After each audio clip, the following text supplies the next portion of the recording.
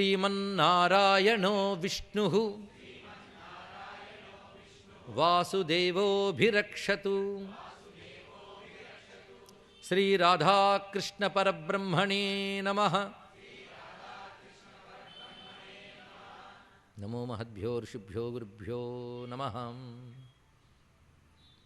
భగవద్భాగవతమయమైన ఈ సభా సదస్సుకి సవినయ నమస్సులు సమర్పణ చేసుకుంటూ పారమహంస సంహిత, మోక్ష సంహిత అని అభివర్ణించేటువంటి సమస్త వేదశాస్త్ర సారమైన భాగవతాన్ని నిన్న ఉపక్రమణం మనం చేసుకున్నాం.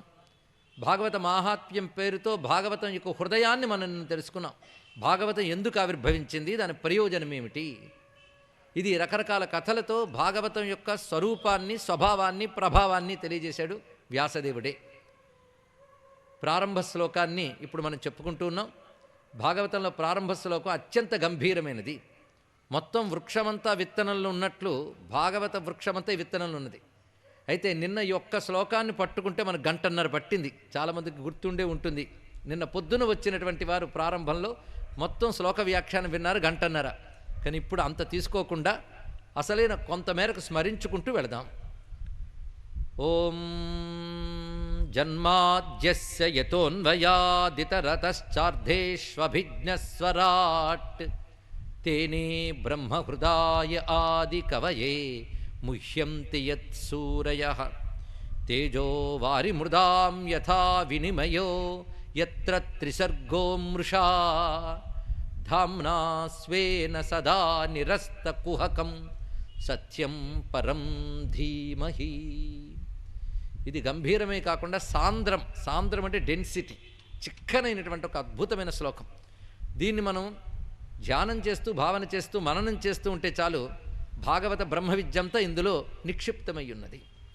భాగవతం దేనికి వినాలి అంటే, కొందరంటారు రుక్మిణీ కళ్యాణం వింటే పెళ్ళిళ్ళు అవుతాయండి, గజేంద్ర మోక్షం వింటే కష్టాలు తొలగిపోతాయండి.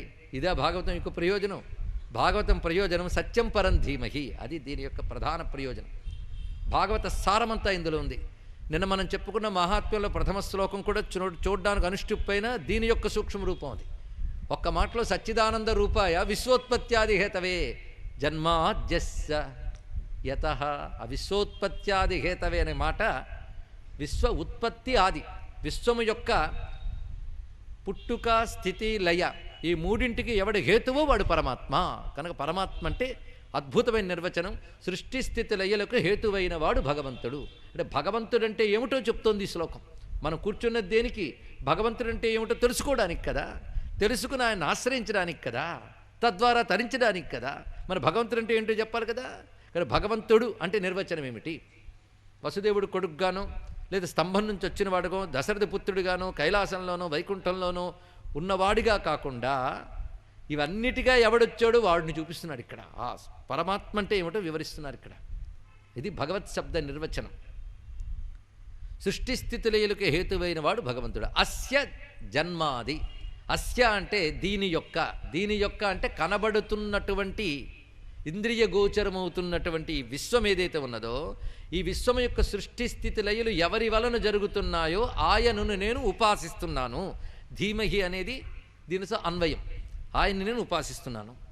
అయితే సృష్టి స్థితి లయలు ఆయన వల్ల కలుగుతున్నాయి. మరి ఆయన ఎక్కడున్నాడు అంటే, ఈ సృష్టి స్థితి లయలనే కార్యములు యందు, అంటే సృష్టి స్థితి లయల్లో దేనికి సృష్టి స్థితి లయ? ప్రపంచానికి. ప్రపంచం అంటే ఏమిటి? పంచభూతాత్మకమైనది. ఆకాశ, వాయు, అగ్ని, జల, భూమి ఇత్యాది పంచభూతములు, అదేవిధంగా ఆ తర్వాత వచ్చిన పంచతన్మాత్రలు, జీవులు, ఇదంతా కలిపితే కదా ప్రపంచం. ఇవి కార్యములు అంటారు. సృష్టి యందు ఉన్నటువంటి వివిధములైనటువంటి పదార్థ జాతము, పదార్థములన్నిటికీ కార్యములని పేరు.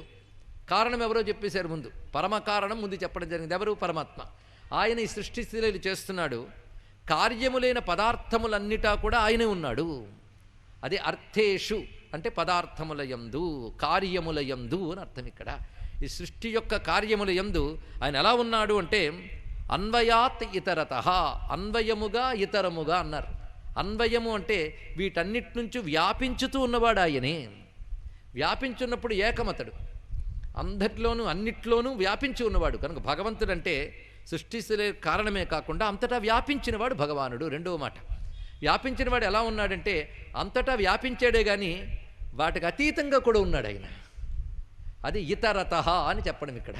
ఇది మనం ఒక ఉపమానం చెప్పాలంటే, ఒక కడవలో గాలి ఉంది, కానీ కడవలో గాలి ఉండడం అన్వయం, కడవకి పరిమితం కాకుండా దానికి అతీతంగా ఉండడం ఇతరం. ఇది తెలుసుకోవాలి. అంతటా వ్యాపించుతూనే దానికి అతీతముగా ఉన్నాడు.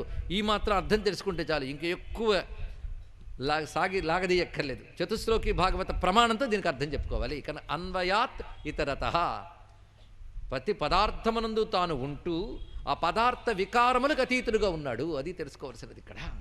అది భగవంతుడి యొక్క గొప్పతనం. ఏంటంటే అన్నిట్లో ఆయన ఉంటాడు, అన్నీ తానే, ఏది తాను కాడు. అదే ఇక్కడ అన్వయాదితరత అనే మాటలు గొప్పగా చెప్పాడు. తర్వాత జరగబోయే అవతారం యొక్క లక్షణం కూడా అదే.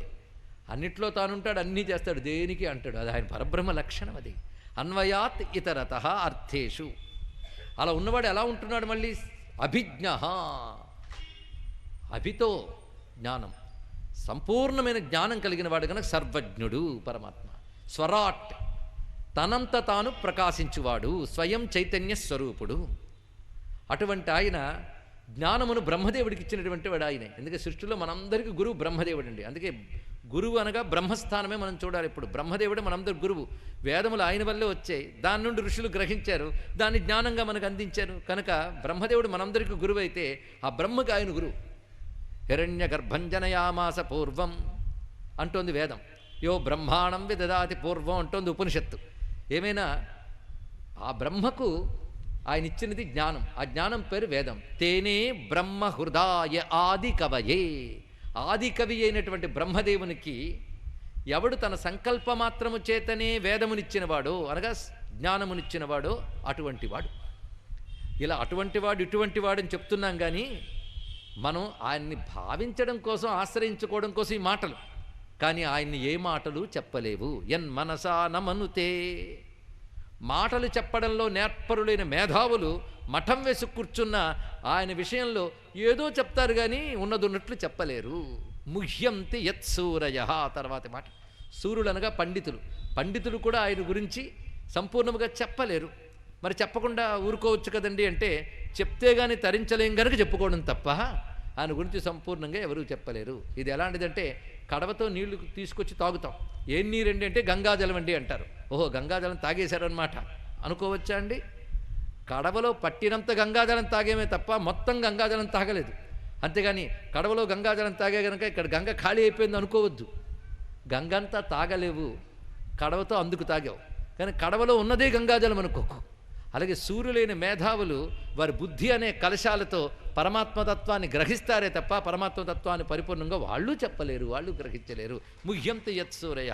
ఇది ఒక భావం. ఇంకో భావం రమ్యమైనది. తద్విష్ణో పరమం పదం సదా పశ్యంతి సూరయ. వేదము ఎక్కడెక్కడ భాగవతంలో చెప్పబడింది అనేది పరిశోధన చేస్తే అద్భుతమైన రహస్యాలు ప్రపంచానికి తెలుస్తాయి.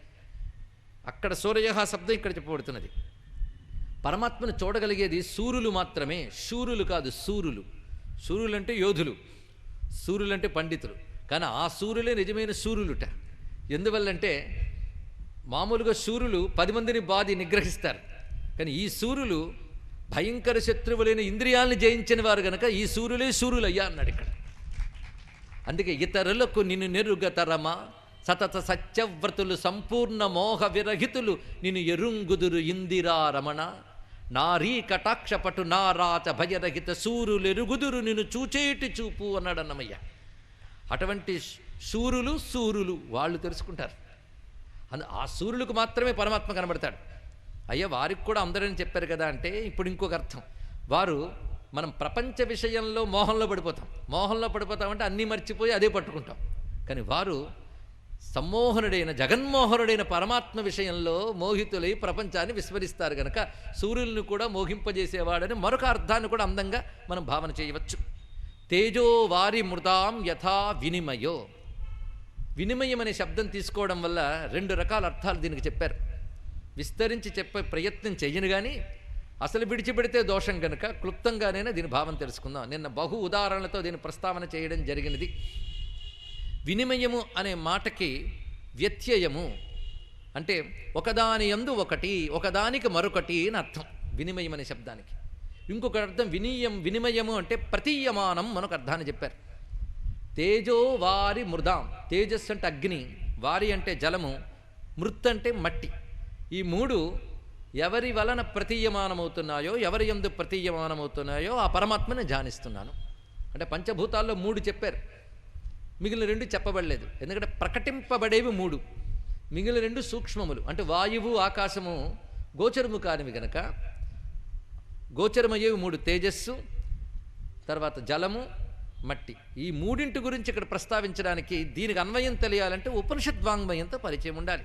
సరిగ్గా బృహదారణ్యకంలో తేజోబన్నములు అనే విషయం చాలా అద్భుతంగా వివరించడం జరిగింది. ఇక్కడ ఉపనిషత్తులో ఉన్నది. తేజోబన్నం అంటే తేజ అప్ అన్నం అని అర్థం. అంటే అగ్ని, జలము, అన్నము. అన్నం అనగా పృథ్వీ, పృథ్వీ అన్నం అంటే అన్నస్థానం. తేజోబన్నములు చూపించాడు.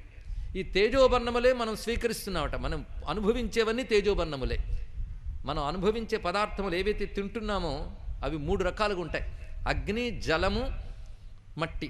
ఈ 3 మనం తింటున్నామంది ఉపనిషత్తు. అవునా లేదో మీరు ఆలోచించండి. ఏంటంటే మమ్మల్ని పట్టుకుని మట్టి తింటున్నారంటారా? అంటే మట్టి నుంచి ఉత్పన్నమయ్యే పదార్థముల్లో మట్టి లక్షణం ఉంటుంది. అలా మనం తినే ఆహారంలో, తైలంలో అగ్ని లక్షణం ఉంటుందిట. ఇక జలం ఎలాగో లేనిది ఏ పదార్థము లేదు. ప్రతి పదార్థంలో 3 కలిసి ఉంటాయి. మనం కూడా 3 స్వరూపములే. అందుకే మనం మరొకరికి అన్నం. సృష్టి అంతా అన్నం. అహమన్నం అహమన్నం అహమన్నాదౌ అంటోంది. అంతేకాదు, యజ్ఞో యజ్ఞపతిర్యజ్వా యజ్ఞాంగో యజ్ఞవాహన యజ్ఞపుర్యజ్ఞకుర్యజ్ఞో యజ్ఞభుగ్ యజ్ఞసాధన యజ్ఞాంతకుర్యజ్ఞగుహ్యం అన్నమన్నాదయవచ. అన్నం అన్నాన్ని తింటూ ఉంటుంది. అది సృష్టిలో ఉన్నటువంటి లక్షణం. అది 3 తేజోబన్నములు. మనం తీసుకున్న పదార్థముల్లో ఏ అగ్ని లక్షణం ఉందో అదిలో మనలో వాక్కుగా మారుతుంది. ఏ జల లక్షణం ఉందో అది మనలో ప్రాణంగా మారుతుంది. ఈ అన్న లక్షణం ఉన్నదో పృథ్వీతత్వం అది మనలో మనస్సుగా మారుతుంది అని ఉపనిషత్తు చాలా వివేచన చేసిందండి ఇక్కడ. కనుక ఈ సృష్టి అంతా ఈ 3 తత్వముల యొక్క పరిణామమే గనక ఈ తేజోబన్నముల పరిణామమైనటువంటిది ఒకదానితో మరొకటి ఈ భూతములు పంచీకరణం చేయబడుతూ ఎవరి వలన ఇదంతా జరుగుతుందో ఆ పరమాత్మకి నమస్కారము అని ఒక అర్థం. ఇంకొక అర్థంలో ఈ భాష్యం శ్రీధరులు వారు చేసిన భాష్యం ఆధారంగా మనం చెప్పుకుంటున్నాం. కొన్ని నేరుగా భాష్య సహాయం మాత్రమే కాకుండా వేద ఉపనిషద్వాక్యాల్లోకి వెళ్ళి తీసుకొచ్చి అన్వయించుకుంటున్నది ఒకటైతే, భాష్యకారుల్లో శ్రీధర భాష్యం మనం ప్రమాణంగా తీసుకుంటున్నాం ఇక్కడ ప్రధానంగా. దాని పద్ధతిలో చెప్తే పోతన గారు కూడా ఆ భాష్యం ప్రమాణంగానే తీసుకుని రచించారు ఆ సిద్ధపురుషుడు. ఇక్కడ ఈ వినిమయం దగ్గరకు వచ్చేటప్పుడు కొంచెం అద్వైత సిద్ధాంతాన్ని ప్రతిపాదన చేశారు శ్రీధరుల వారు.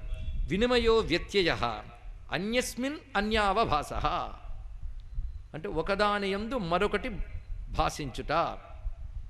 స యథా అధిష్టాన సత్తయ సద్వత్ ప్రతీయత ఇత్యర్థ.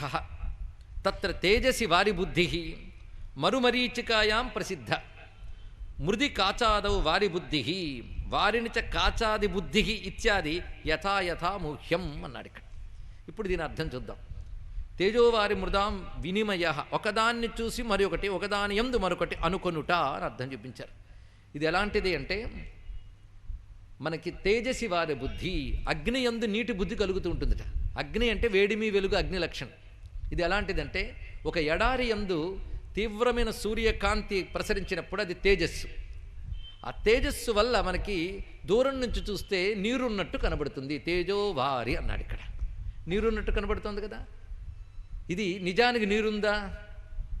ఉన్నట్టు కనబడుతుంది. కానీ దూరం నుండి చూస్తే నీకు నీరని స్పష్టంగా కనబడుతుంది. కానీ దగ్గరికి వెళ్ళి చూస్తే నీరు కాదని తెలుస్తుంది. కానీ యథార్థముగా నీరు లేకపోయినప్పటికీ ఆ తేజో లక్షణమునందు వారి బుద్ధి కలుగుతోంది కదా అన్నాడు ఇక్కడ. నీరు అనిపిస్తోంది. అయితే ఇది సత్యమా? చూసినప్పుడు సత్యమే. కనుక ఒకటి కనబడుతోంది అన్నంత మాత్రాన సత్యం అనుకోకూడదు అనేది నీ అనుభవంలో కనబడుతోంది కదా. కనుక ఎంత చెప్పని ఏంటండి కనబడుతున్న జగత్తు సత్యం కాదంటాడు అని అద్వైత కోపంగా చూస్తే వాడు చెప్పే సమాధానం ఇది. కనబడుతున్న జగత్తు సత్యం కాదని శాస్త్రజ్ఞుడు చెప్తూ ఉంటే నువ్వు ఒప్పుకోవట్లేదు. మరి అక్కడ నీరు కనబడుతోంది కదా, అది సత్యమా అని అడిగితే ఏమంటున్నావు? ఇదే సిద్ధాంతం అటు వ్యక్తీకరిస్తే కనబడుతోంది కదండి నీరు సత్యమే అంటావా నువ్వు? అక్కడ నీరు కనబడుతున్నా అది తేజో వికారము చేత నేను నీరనే భ్రాంతి పొందేని ఎలా తెలుసుకుంటున్నావో అలాగే పరమాత్మ యందు జగత్తు భాషిస్తూ ఉంటే సత్యమైన పరమాత్మ తెలియబడకుండా అసత్యమైన జగత్తే సత్యమనే భ్రాంతి కలుగుతోంది. ఇది చక్కటి వివరణ ఇచ్చారండి ఇంత స్పష్టంగా. అది తేజోవారి. అంతేకాదు ఇక మృద్వికారం అంటే గాజు. గాజు మృద్వికారము. గాజు తెలుసు కదా, గాజు కాచము అంటారు సంస్కృతంలో, అది తెలుగులో గాజు అయింది. గాజు మృద్వికారం, మట్టి యొక్క వికారమే గాజు. అయితే వారి మృదాం అన్నాడు ఇక్కడ. తేజో వికారం అనేది వారి బుద్ధి కలిగింది. ఒక్కొక్కసారి దూరం నుంచి నీటిని మనం చూస్తుంటే అద్దమేమో అనుకుంటాం అన్నాడు ఇక్కడ. ఇలాగ నీటిని చూసినప్పుడు అద్దం అనే భ్రాంతి కలుగుతున్నది ఇక్కడ. ఈ విధంగా ఒక వస్తువును చూసినప్పుడు అసలు వస్తువును మరచిపోయి వేరే వస్తువుగా భ్రాంతి కలిగి ఆ భ్రాంతిలో ఉన్నంతకాలం భ్రాంతి సత్యం అనిపిస్తోంది కదా.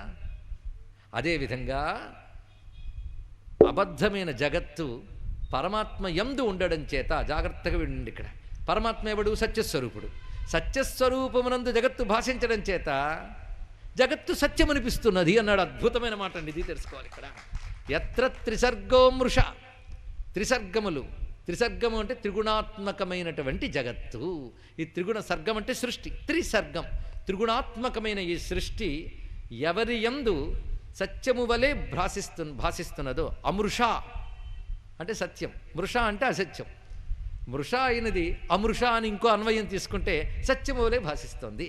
ఈ చెప్పడంలో అంతరార్థం ఏంటండి? వీళ్ళంతేనండి అద్వైతులు జగన్మిథ్య అని చెప్తారు, పరమాత్మే సత్యం. పరమాత్మ ఎంత సత్యమో జగత్తు కూడా అంతే సత్యమైతే మోక్షం కోసం ప్రయత్నం ఎందుకు? ఇక్కడే కొంచెం జాగ్రత్తగా ఆలోచించాలి. పరమాత్మ అపరిణామ స్వరూపుడు. అపరిణామం అంటే మార్పు లేదు ఆయనలో, అందుకే ఆయన నిత్యుడు, అపరిణామం. ఇంకొకటి ఎప్పుడు ఉంటాడు, శాశ్వతుడు. నిత్యం శాశ్వతం అని రెండు లక్షణాలు పరమాత్మకు ఉన్నాయి. ఈ రెండు లక్షణాలు కలిపేసుకుంటే సత్యం అని ఒక్క మాటలో చెప్పాలి ఇక్కడ. నిత్యము శాశ్వతము ఆయన యందు ఈ జగత్తు భాషిస్తోంది గనక ఆయన లక్షణం మన జగత్తు గంటగట్టి జగత్ సత్యం అనుకుంటున్నాం. ఆయన యందు భాషిస్తున్న ఈ జగత్తు పరిణామపేశలం. ఆయన తన మాయ చేతి ఈ జగత్తును చూపిస్తున్నాడు. అప్పుడు ఆయన ఏమంటారు? అధిష్టానము అంటారు. అధిష్టాన సత్యం. అధిష్టానం అంటే ఆయన ఆధారమై ఉన్నాడు, ఆయన యందు ఇవి కనబడుతున్నాయి. ఇది ఎలాంటిదంటే నిన్న పొద్దున మనం చెప్పుకున్న ఉపకారాన్ని, మన ఉపమానాన్ని అందరికీ పనికొచ్చేటట్టుగా ఇప్పుడు చెప్పుకుందాం. జలము అధిష్టానమైతే కెరటాలు దాని యందు భాషిస్తున్నాయి. ఇప్పుడు కెరటాలు లేవని లేదండి ఇక్కడ, కానీ కెరటాలు అనేది సత్యమా, జలం అనేది సత్యం అంటే జలమే అందులో అసలైన వస్తువు. కానీ జలమునందు భాషిస్తున్న కెరటాలకి కెరటాలను వేరు పేరు పెట్టి పరిమితిగా చూస్తున్నాం, కానీ వాటి యందున్నది సముద్ర రూపమైన జలమేగా. అదేవిధంగా భగవాన్ యందు ఈ జగత్తు భాషిస్తూ ఉన్నది కనుక ఎవరి యందు భాషిస్తోందో వాణ్ణి చూడకుండా భాషిస్తున్న జగత్తును చూడడం వల్ల ఈ జగద్వికారముల సత్యం అనుకుని మనం తిరుగుతున్నాం. కనుక భగవంతుని తెలియాలి అంటే జగత్తు నుంచి దూరంగా ఎక్కడికో పారిపోనక్కర్లేదు. ఈ జగత్తు ఎవడి యందు భాషిస్తున్నదో వాడి యందు దృష్టి పెట్టు. వాడు ఎలా ఉన్నాడు? ఈ జగత్తు యందు అన్నిట్లో అన్వయముగా ఉంటూ ఇతరముగా కూడా ఉన్నాడు కనుక అది చెప్పడం. జగత్తులో ఆయన ఎలా ఉన్నాడు? అన్వయం, అన్నిట్లో వ్యాపించాడు. ఎలా వ్యాపించాడు? ఇప్పుడు అది చూడమంటున్నాడు. వ్యాపించిన వాడికి ఏ లక్షణం ఉంది, దేని యందు వ్యాపించాడో వాటికి ఏ లక్షణం ఉంది. నేను తెలుగులోనే చెప్తున్నాను కదా. వ్యాపించిన వాడికి ఏ లక్షణము, దేని యందు వ్యాపించాడో దానికి ఏ లక్షణము, రెండు తెలుసుకుందాం. దేని యందు వ్యాపించాడంటే జగత్తు యందు, జగత్తు యందున్న కార్యముల యందు. కార్యములంటే పంచభూతాలు, తద్వికారములైన జీవదేహములు, వీటన్నింటి యందు వ్యాపించాడు. పశు, పక్షి, నర, మృగ ఇత్యాది ఉపాధులన్నీ అర్థేషు కార్యములు. వీటి యందు ఆయన ఎలా వ్యాపించాడు? అన్వయముగా ఉన్నాడు. ఆ వ్యాపించిన వాడికి అసలు లక్షణం ఏంటో చూద్దాం. ఉదాహరణకి ఒక ఇనప గుండును మనం కాల్చి చూపించాం. అప్పుడు ఇనపగుండు నుంచే ఎర్రని నిప్పు వచ్చింది. నిప్పు లక్షణం వేరు, ఇనపగుండు లక్షణం వేరు. ఇనపగుండు కాల్చిందండి అనకూడదు, నిప్పు కాల్చింది. నిప్పు గుండ్రంగా ఉందండి అనకూడదు, ఇనపగుండు గుండ్రంగా ఉంది. దేని లక్షణం దానికి తెలియాలి ఇక్కడ. అప్పుడు నువ్వు నిప్పుని అందులో ఉందని తెలుసుకుంటూనే అది ఇనపగుండు కంటే ఇతరమని తెలుసుకోవాలి. ఇనపగుండు యందు అది వ్యాపించి ఉన్న కారణంగా ఇనపగుండు ఆకారం నిప్పు గంటగట్టావు నువ్వు. ఇది ఏది ఇనపగుండు లక్షణం, ఏది నిప్పు లక్షణం ఎలా వేరు చేస్తున్నావో అనిత్యమైన జగత్తు యందు నిత్యమై వ్యాపించిన పరమాత్మను కూడా అలా వేరు చేసి చూడగలగాలి. దీనికి వివేకం అని పేరు. ఎలా వ్యాపించాడయ్యా ఆయన? వ్యాపించిన పరమాత్మకు రెండే లక్షణాలు ఉంటాయి. రెండు లక్షణాలు, సత్ చిత్. ఈ రెండు లక్షణములతో వ్యాపించుంటాడు. శ్రద్ధగా పట్టుకుంటున్నాం కదా. ఆయన లక్షణం సత్తు చిత్తు రెండే.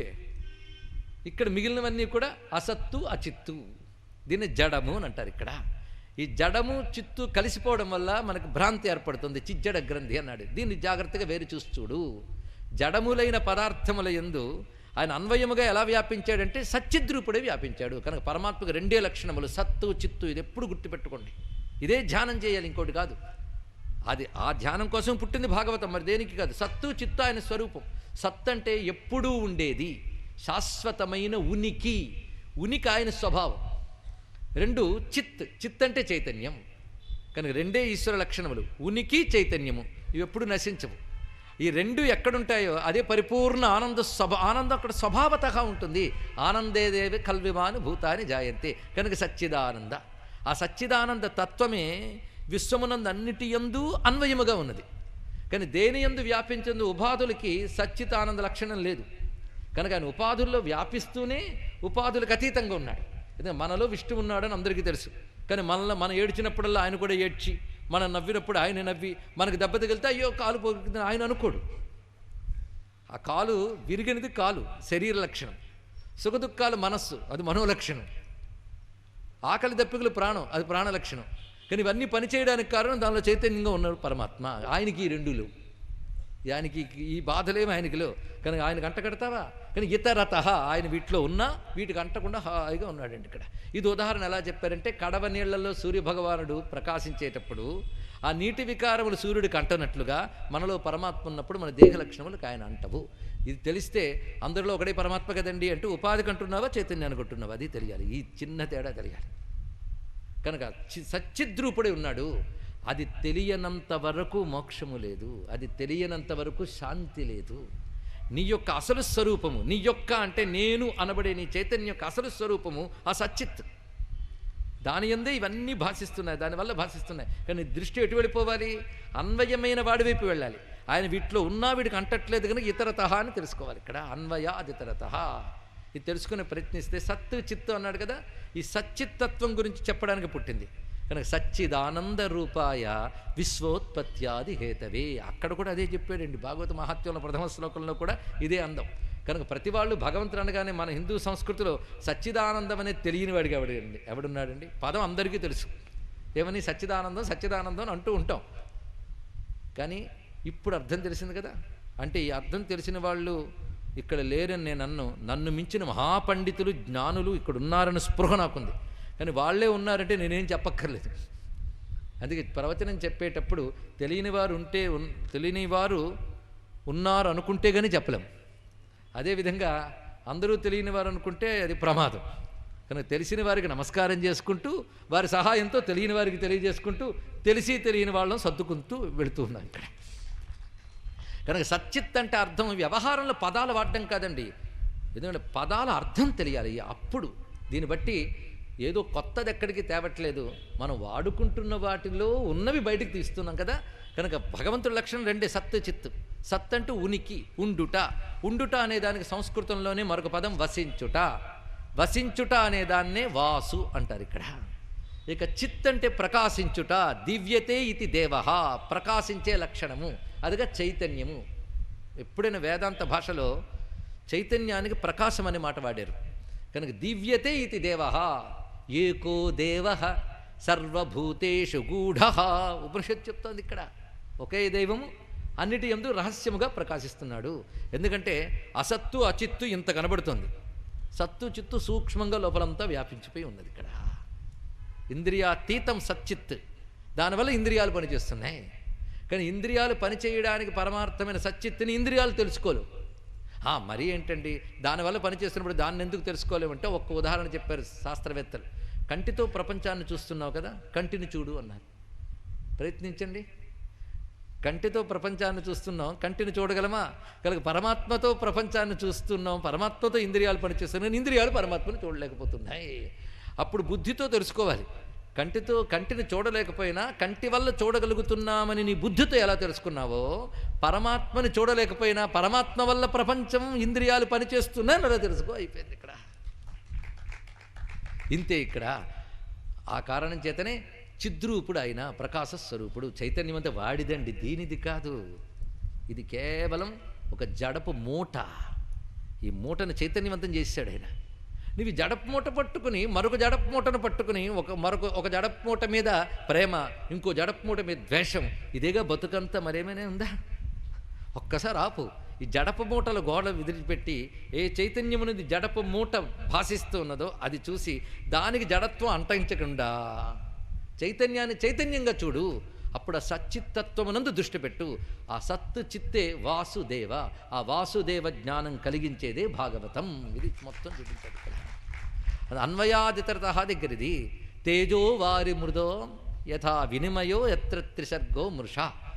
అయితే ఆయన్నెవరు ప్రకాశింపజేయగలరయ్యా?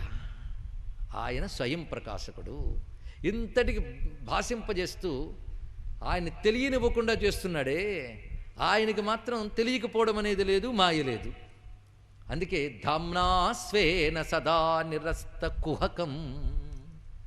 తాను స్వయం జ్ఞానస్వరూపుడై మాయావికారము లేనివాడై ఉన్నటువంటి వాడు గనక సత్యం పరం ధీమహి.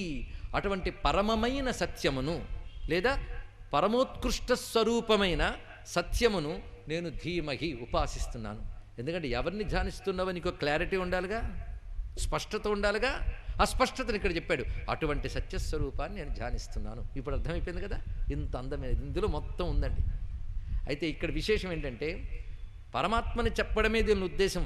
కానీ ఇందులో జగత్తు, సృష్టి, స్థితి, లయ, అందులో ఉన్న పదార్థాలు ఇవన్నీ ఎందుకు చెప్పాడు? ఇది కూడా ఆలోచించాలి కదా.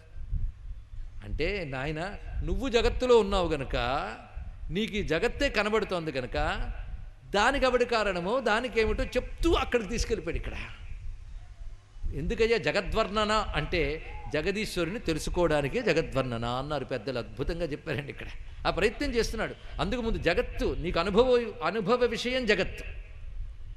అప్పుడు ఈ జగత్తుకి కారణ విషయాన్ని నువ్వు ఆలోచిస్తున్నావు. నీవు వెళ్ళవలసింది కారణానికి, ఉన్నది జగత్తు. కానీ జగత్తు నుంచే జగత్ కారణంకి తెలుసుకోవాలని గనక జగద్విచారణ చేశారు ఇక్కడ. కానీ జగత్తు గురించి ప్రస్తావన చేయడం తటస్థ లక్షణం అంటారు. ఆయన ఇది అని చెప్పడాన్ని స్వరూప లక్షణం అని అంటారు అన్నాడు ఇక్కడ. ఇది ఎలాంటిది అంటే చంద్రుడు ఎక్కడున్నాడయ్యా అంటే కొమ్మ మీద కనబడుతున్నాడు చూడండి అన్నారు. కొమ్మ మీద చంద్రుడు అనేటప్పుడు ఏం తెలుస్తుంది మనకి? చూపించవలసిన చంద్రుడినే, కానీ మనకొక నిర్ధారణ కోసం కొమ్మని చూపించి కొమ్మ మీద చంద్రుడు అన్నారు. అప్పుడు నువ్వేం చేస్తున్నావు? చంద్రుడిని గ్రహించి కొమ్మను విడిచిపెట్టేస్తున్నావు. అంటే పట్టుకెళ్ళి కొడ్డలు పట్టుకెళ్ళి కొమ్మను విరగ్గొడుతున్నామని కాదు. ఇది అర్థం చేసుకోండి. ఇది అర్థమైతే అన్నీ అర్థమైపోతాయి.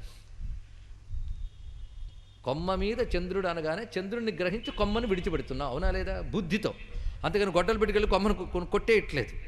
అలాగే జగత్తు చెట్టు, పరమాత్మ చంద్రుడు. ఇప్పుడు అర్థం చేసుకోండి ఇక్కడ. కనుక జగత్ సృష్టిస్థితిలయలు చేస్తున్నాడు అని చెప్పడం తటస్థ లక్షణం. సృష్టిస్థితిలయలు చేస్తున్నవాడు ఆయన సత్యం, పరం, అభిజ్ఞ, స్వరాట్. ఈ 4 స్వరూప లక్షణం 2 చూపించారు ఇక్కడ. కనుక భగవంతుడి గురించి చెప్పేటప్పుడు తటస్థ స్వరూప లక్షణములు వ్యాఖ్యానిస్తారు. ఆ 2 రూపములుగా ఉన్నటువంటి పరమాత్మకి నమస్కారం. జగత్తు చూస్తున్నంతసేపు జగత్ కారణుడు, జగత్తు యందున్నవాడిని స్పృహ కలిగి ఉండాలి. తర్వాత జగత్తు విడిచిపెట్టి సచ్చిద్రూపుడు, సత్యం పరం, అభిజ్ఞ, స్వరాట్ అనే లక్షణం తెలుసుకోవాలి. ఈ రెండిటిగా మనం భగవంతుని నమస్కరించాలి. ఎలాగైతే చంద్రుడు తెలిసిన వెంటనే కొమ్మను నరికేయడో పరమాత్మ జ్ఞాని ప్రపంచాన్ని తీసేయడు, కానీ దృష్టి మాత్రం పరమాత్మ యందే పెట్టి ఉంచుతాడు. ఇది తెలుసుకోవాల్సినది ఇక్కడ. ఇటువంటి రమ్యమైన శ్లోకానికి నమస్కారం చేసుకుని అటువంటి పరమాత్మ గురించి చెప్పే శాస్త్రం పేరు భాగవతం. ఆ భాగవతం ఎలా ఉంటుంది? భగవత్ స్వరూపం మొదటి శ్లోకంలో చెప్పాడు, భాగవత స్వరూపం 2వ శ్లోకంలో చెప్తున్నాడు. మనం పట్టుకున్న గ్రంథం ఎంత గొప్పదో చూడండి. ధర్మం ప్రోజ్జితకైతవోత్ర పరమో నిర్మత్సరాణాం సతాం వేద్యం వాస్తవమత్ర వస్తు శివదం తాపత్రయోన్మూలనం శ్రీమద్భాగవతే మహామునికృతే కిం వా పరైః ఈశ్వరः సద్యో హృద్యవరుధ్యతేత్ర కృతుభిః శుశ్రూషిభిస్తత్క్షణాత్. భాగవతం గొప్పతనం అంతా ఇందులో చెప్పారండి ఇక్కడ. భాగవతంలో చెప్పబడుతున్న ధర్మము అన్నప్పుడు రకరకాల ధర్మాలు ఉంటాయండి ఇక్కడ.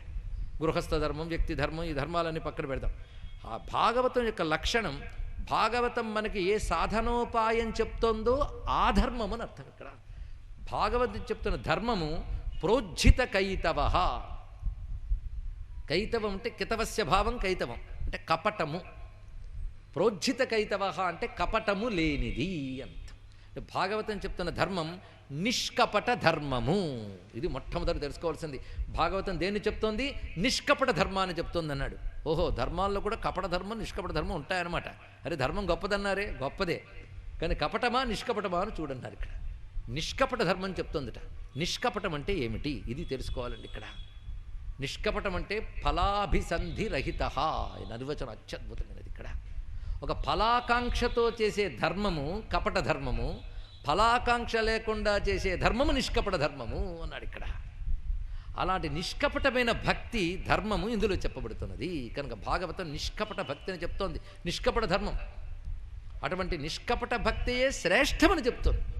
ఇది రకరకాల భక్తుల్లో ఫలాకాంక్ష భక్తులు కూడా గురించి కూడా భాగవతం చెప్పవచ్చు, కానీ భాగవతం పరమతాత్పర్యంగా చెప్తున్నది ఏంటంటే నిష్కపట ధర్మాన్ని చెప్తుంది. ఎంత అందమైన మాట అండి ఇది. ఎలాంటిదంటే చిన్న ఉదాహరణ చెప్పుకుందాం.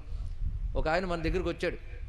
రోజు వచ్చినప్పుడు ఒకరోజు యాపిల్ పండిచ్చాడు, మరుసటి రోజు బొప్పాస్ పండిచ్చాడు, ఒక్కొక్క రోజు ఒక్కొక్క పండించి వెళ్తున్నాడు. వీడు ఎందుకురా ఇస్తున్నాడు అనుకుంటాం.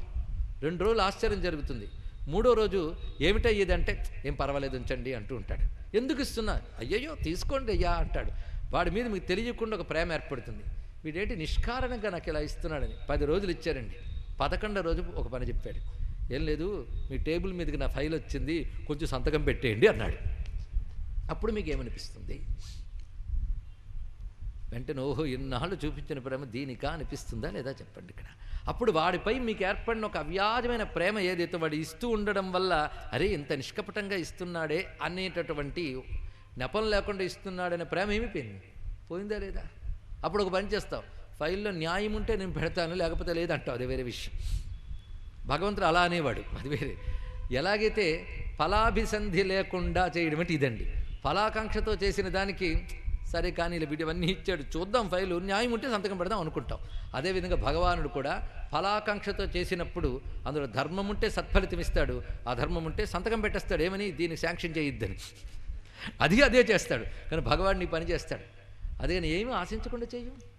అది నిష్కపట ధర్మం. అది అసలు అర్థమవుతుందా అండి? నిష్కపటంగా భగవంతుని ప్రేమించడం అనేది తెలియడం మహా కష్టం. కోటికొక్కడు కూడా ఉండడు అలాంటి వాడు. అలాంటి వాళ్ళని కావాలని భాగవతం పుట్టింది మనకి ఇక్కడ. అలా చెయ్యాలి ఇక్కడ. ఆ నిష్కపటం తీసుకురావాలి ఇక్కడ. ఆ నిష్కపట భక్తి చెప్పడం కోసమే భాగవతం పుట్టింది. ఇంకొకటి, కర్మలు వద్దని భాగవతం చెప్పట్లేదు. మరొకటి, ఎందుకంటే కర్మలన్నీ విడిచిపెట్టే సన్యాసులు చాలామంది ఉన్నారు. వాళ్ళు ఎలాగూ జ్ఞానులు, వాళ్ళతో గొడవలేదు, వాళ్ళకి ఏం చెప్పేది, వాళ్ళ ఆ స్థితికి వెళ్ళిపోయారు. కానీ కర్మల్లో ఉంటూ జ్ఞానమోక్షాలు కావాలని తపడపడేటటువంటి నిజమైన సాధకుడు కోసం ఏం చెప్తున్నాడంటే నువ్వు నిష్కపటంగా కర్మను ఆచరించు అన్నాడు. ఎలా ఆచరించాలి? కర్మను విడిచిపెడితే కానీ మోక్షం లేదు, కానీ కర్మ చేస్తే కానీ బ్రతుకు లేదు. ఇప్పుడు ఏం చేయాలి? ఇది పెద్ద చిక్కండి. అప్పుడు ఒక పని చేసిన కర్మకి కర్మను చేయించే శక్తి భగవంతుడు ఇచ్చాడని తెలుసుకో. చేసిన కర్మ ధర్మబద్ధంగా ఉండాలని నిర్ణయించుకో. చేసిన కర్మ ఫలాన్ని ఆశించకుండా భగవదర్పణ బుద్ధితో చెయ్యు. ఇంతే ఇక్కడ. ఇది చెప్పేది భాగవతం కనుక ఇది కూడా ధర్మ ప్రోజ్జిత కైతవ. ఇప్పుడు అర్థమైంది కదా, ఫలాభిసంధి లేకుండా చేసేది. అదే ఇక్కడ చెప్పబడుతున్న అత్ర పరమో ధర్మ. ఇక్కడ చెప్పబడుతున్న సర్వోత్కృష్టమైన ధర్మం ఇది. ఇది ఎవరికి తెలుస్తుందయ్యా అంటే నిర్మత్సరాణం సదా వేద్యం. మాత్సర్యం లేని వారు మాత్రమే తెలుసుకోవాలి. భాగవతం విని కూడా మాత్సర్యం పుచ్చుకుని నీ గొప్ప నా గొప్ప, నా నిర్వాకమా నీ నిర్వాకమా అన్నారంటే వాళ్ళు భాగవతం వినడం వ్యర్థము, వాడికి చెప్పినవాడు వ్యర్థుడు. కానీ అలా అనుకోకూడదు. కానీ చెప్పినవాడు వాడికి వ్యర్థుడు, కానీ పరమాత్మ అనుగ్రహిస్తాడు, అది వేరే విషయం. మాత్సర్యం వదలాలండి. మాత్సర్యం అనే మాటకు అర్థం ఏమిటి? మాత్సర్యం అనే భావం చాలా విశేషం. అద్వైతంలో దీనికి చాలా గొప్ప మాట ఉన్నది. అంటే ఇతరులని చూసి సహించలేకపోవుట, ఇదే దీని యొక్క అర్థం. ఇతరం అనే మాట ఎప్పుడు వచ్చింది? నీకంటే రెండవది అయినప్పుడు. ఉన్నదంతా ఒకటే పరమాత్మ అయినప్పుడు నువ్వు ఎవడి పట్ల రాగం, ఎవడి పట్ల ద్వేషం ఏర్పడుతుందయ్యా. ఆ ఏకత్వ బుద్ధి తెచ్చుకో. అది నిర్మత్సరాణం. అందుకే ప్రపంచంలో నిజమైన సమన్వయం, నిజమైన సమైక్యత చెప్పిన మతం ఒక్క హిందూ మతమే. తెలుసుకోండి ఇక్కడ.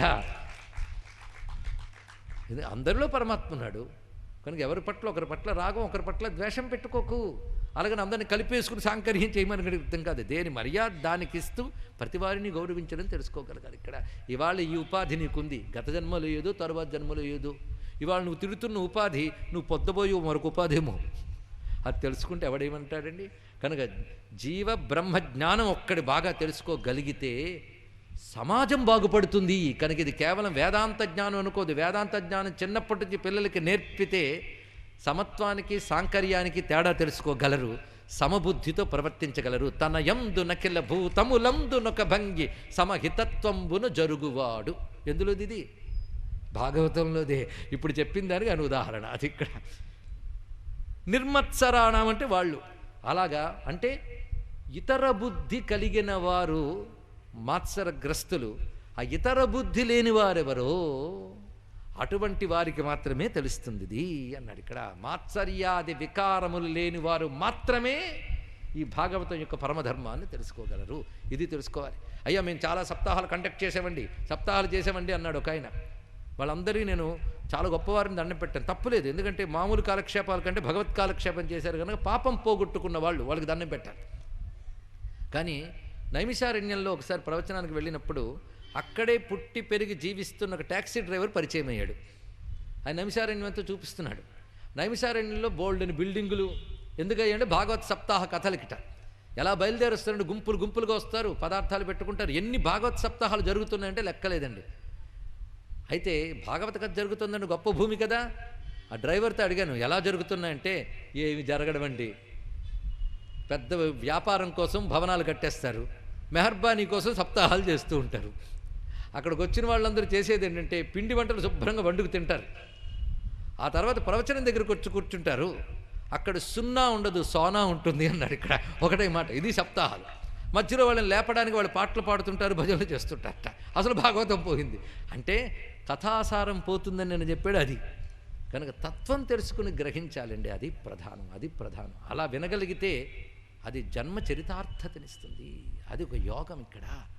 అందుకే నిర్మత్సరాణం సతాం వేద్యం, మాత్సర్యాది దోషరహితులైన సత్పురుషులకు మాత్రమే తెలియబడుతున్నది. ఇక్కడ చెప్పబడుతున్న వస్తువు అంటే సబ్జెక్ట్, విషయం ఏమిటాయి అంటే వాస్తవం. అంటే ఇక్కడ సత్యమే చెప్పబడుతుంది. వాస్తవం అత్ర వస్తు. అయితే నిజమే, సత్యమే చెప్పారు, పరమధర్మం చెప్పారు, మాత్సర్యం లేని సత్పురుషులకు తెలిసేది చెప్పారు. అయితే నాకేంటట అంటూ ఉంటారు కదండి. శివదం. ఇది ఎవరైతే ఈ భాగవతం గ్రహిస్తారో వాళ్ళకి శివము లభిస్తుంది. శివము ఇస్తుందండి ఈ గ్రంథం. వెంటనే శివమ అయితే వద్దు అపచారం అన్నాడు ఒక ఆయన. అంటే శివశబ్దం పడుతుంది వాడికి.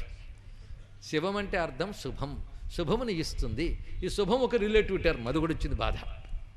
చిన్నపిల్లవాడికి చాక్లెట్టే శుభం, చదువుకునేవాడికి ర్యాంక్ శుభం, పెళ్లి కాని వాడికి పెళ్ళి అయితే శుభం, ఆ తర్వాత బాధలు వేరే ఉంటాయి. అలా ఒక్కొక్కడికి ఒక్కొక్కడి శుభం. సరే భాగవతం పట్టుకుంటే నువ్వు అదే శుభం అనుకుంటున్నావుగా, అది ఇవ్వచ్చు ఆయన. కానీ శుభం అనే శివం అనే మాటకి నిస్త్రైగుణ్య శివ, ఇది నిర్వచనం. నిస్త్రైగుణ్య శివ ప్రమహసి పదే నిస్త్రైగుణ్యే శివాయ నమో నమః. త్రిగుణాతీతమైన స్థితి ఏది ఉందో దానికి శివం అని పేరు. దాని పేరు మోక్షం. శివక్షేమేచ మోక్షేచ, ఇది అర్థం ఇక్కడ. శివం అనే శబ్దానికి మోక్షం అని అర్థం. కనుక శివం అంటే త్రిగుణాతీత స్థితినిస్తున్నది. నిస్త్రైగుణ్యో భవార్జున అన్నాడు కదా కృష్ణ పరమాత్మ. త్రిగుణాతీతుడు వికా అన్నాడు. అదే అసలైన సిద్ధి. అది కానంత వరకు ఏడుపు తప్పదు. ఆ స్థితి పొందడమే కైవల్యం. ఎందుకంటే అసలు ఆయన సత్యద్రూపుడు, త్రిగుణాలకు అతీతుడు. త్రిగుణాల్లో వ్యాపించుంటాడు కానీ త్రిగుణాలకి అంటాడు. అది తెలుసుకోవాల్సింది ఇక్కడ. అది అందుకు ఆ మహానుభావుడు తన అసలు స్వరూపం ఏదైతే తుర్యం ఉన్నదో అది అందిస్తాడు. అది శివదం అనగా మోక్షమును ఇచ్చు గ్రంథము. త్రిగుణాతీత స్థితి పేరు మోక్షము, దాన్నిచ్చే గ్రంథం ఇది. అంతేకాదు తాపత్రయోన్మూలనం, గొప్ప విషయం. తాపత్రయాలను పోగొడుతుందయ్యా ఈ గ్రంథం అన్నాడు. తాపత్రయాలు ఇది మనం వాడుతుంటాం, ఎంత తాపత్రయం అండి అని. పదానికి అర్థం తెలియదు. 3 తాపాలను అర్థం ఇక్కడ, అంతే, మరేం లేదు. ఏంటి ఇన్ని చేసి 3 తాపాలే, నాకు చాలా ఉన్నాయన్నాడు ఒక ఆయన. నువ్వెన్ని చెప్పినా 3 క్లాసిఫికేషన్స్ అంతే, 3 దిగిపోతాయండి. ఆది భౌతిక, ఆది దైవిక, ఆధ్యాత్మిక తాపములు. ఈ తాపాలు 3 పోతే దాని పేరు శాంతి. అది అర్థం అవడమే కష్టం. ఎందుకంటే ఏదో ఒక తాపం లేకపోతే బతుకుండదు మనకి. ఏ దిగులు లేకపోతే అదో దిగులుట. కొందరికి ఏ దిగులు లేకుండా అన్నీ అమర్చేస్తే వాళ్ళకి మానసిక రోగాలు వస్తాయి. అదొకటికి వాడికి ఏదో దిగులు ఉంటే దానిలో ఎంగేజ్ అయిపోయి ఉంటాడు, వాడికి బాధ ఉంటుంది. కనుక కొందరికి అది యోగికి ఏ పని ఉండదు, కానీ ఏ పని లేని బద్ధకి రోగి అయిపోతాడు, తెలుసుకోండి ఇక్కడ. కానీ యోగి ఎలా ఉన్నాడో అలాగే వీడు ఉన్నాడు అనకూడదు. వీడి పేరు రోగి, వాడి పేరు యోగి. అవునా లేదండి? ఇక్కడ ఇన్ని లక్షణాలు ఉంటాయి. తాపత్రయోన్మూలం అంటే గొప్ప మాట. అది 3 తాపాలు అనగణమే నిజమైన శాంతి. అందుకే శాంతిని ఉపనిషత్ మాత ఎన్ని మార్లు అంటుంది? ఓం శాంతి శాంతి శాంతి. 3 తాపాలు తొలగిపోవాలి. 3 తాపాలు తొలగిపోతే దాని పేరు మోక్షం, దాని పేరు శివం. తాపత్రయోన్మూలనం, అది మామూలుకు ఉన్మూలనం, మూలంతో సహా పెకలించేస్తుంది. మళ్ళీ కొంచెం మూలం మిగిలిందనుకోండి, ఇవాళ తాపం పోయింది అమ్మయ్య, గ్యారంటీ లేదు, రేపే తాపం వస్తున్న భయం లోపల పొంచుంటుంది. అవునా లేదా? అమ్మయ్య వాళ్ళు వీళ్ళు నవ్వుతూ కనబడ్డారు, పర్వాలేదు, రేపేమిటో ఉంటుందో లేదో చెప్పండి ఇక్కడ. కానీ అలా చేయడు మా స్వామి. ఉన్మూలనం, మళ్ళీ మూలంలో కూడా చేస్తాడు. తాపత్రయోన్మూలనం. చూసారా? ఇక్కడ చెప్తున్నది భగవంతుడు, ఆయన ప్రతిపాదించే గ్రంథం, దాని యొక్క లక్షణం అధికారం.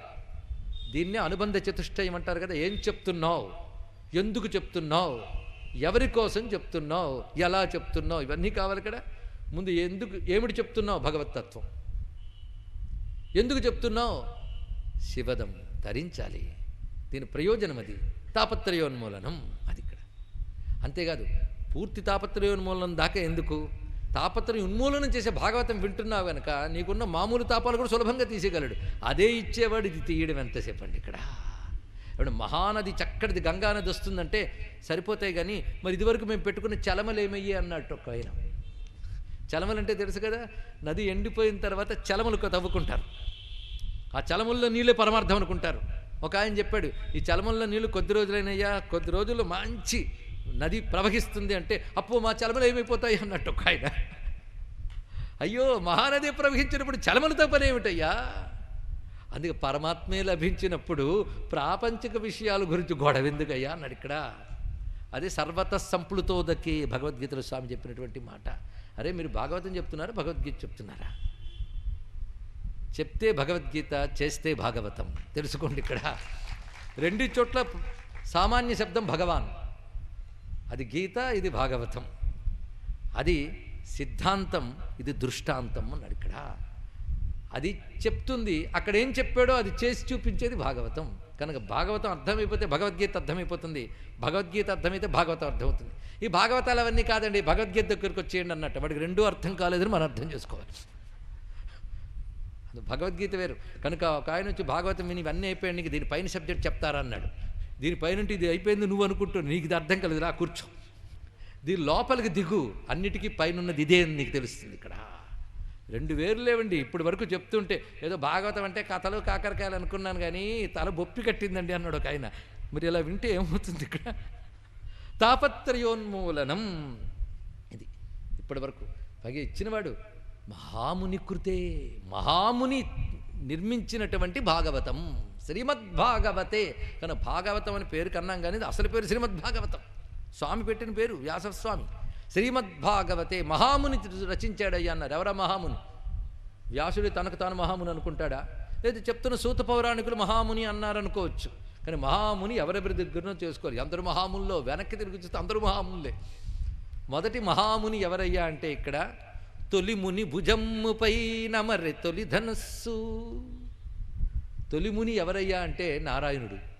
నరనారాయణుడు కదా, నారాయణుడే. ఆయనే మొదటి ముని. మహర్షి కపిలాచార్య మహర్షికి ఆదిముని ఆయన పరమాత్మ. కనుక మొదటి ముని ఎవడు? ముని అంటే అర్థం ఏంటో తెలియాలి కదా. మౌనం కలవాడు ముని అంటే ఎప్పుడు మాట్లాడండి అని కాదు, మానసిక వికారాలు ఏమీ లేనివాడు అని అర్థం. మౌని శబ్దానికి అర్థం ఇక్కడ. వాడు పరమాత్మ మొట్టమొదటి వాడు మహాముని. ఆ మహాముని నుంచి గ్రహించిన మరో మహాముని బ్రహ్మదేవుడు. ఆయన నుంచి గ్రహించిన మహాముని నారదుల వారు. ఆయన నుంచి గ్రహించిన మహాముని వ్యాసుల వారు. ఆయన నుంచి గ్రహించిన మహాముని సుఖయోగీంద్రులు. కనుక మహాముని కృతే అంటే వీళ్ళందరికీ వెళుతుంది ఇక్కడ. మహాముని కృతే. అయ్యా ఇది చాలా బాగుంది, మరింకేదైనా పుస్తకం ఉందా? కింవా పరైహి. ఎందుకయ్యా మళ్ళీ ఇంకో దానికోసం వదిలే. ఈ గ్రంథంలో ఉన్న లక్షణం ఏంటంటే ఈశ్వర సద్య హృద్యవరుధ్యతే. ఈ గ్రంథం వింటూ ఉంటే విన్న వెంటనే, ఎప్పుడో రేపో మాపో కాదుట, వినవలసిన విధానంతో వింటే అప్పటికప్పుడే సద్య, అప్పటికప్పుడే పరమాత్మ హృదయంలో ఆవిర్భవిస్తాడు. అది తెలుసుకోండి ఇక్కడ. ఎప్పుడో కాదు, అప్పటికప్పుడే. అందుకే కృష్ణుడితో మనం ఉన్నాం.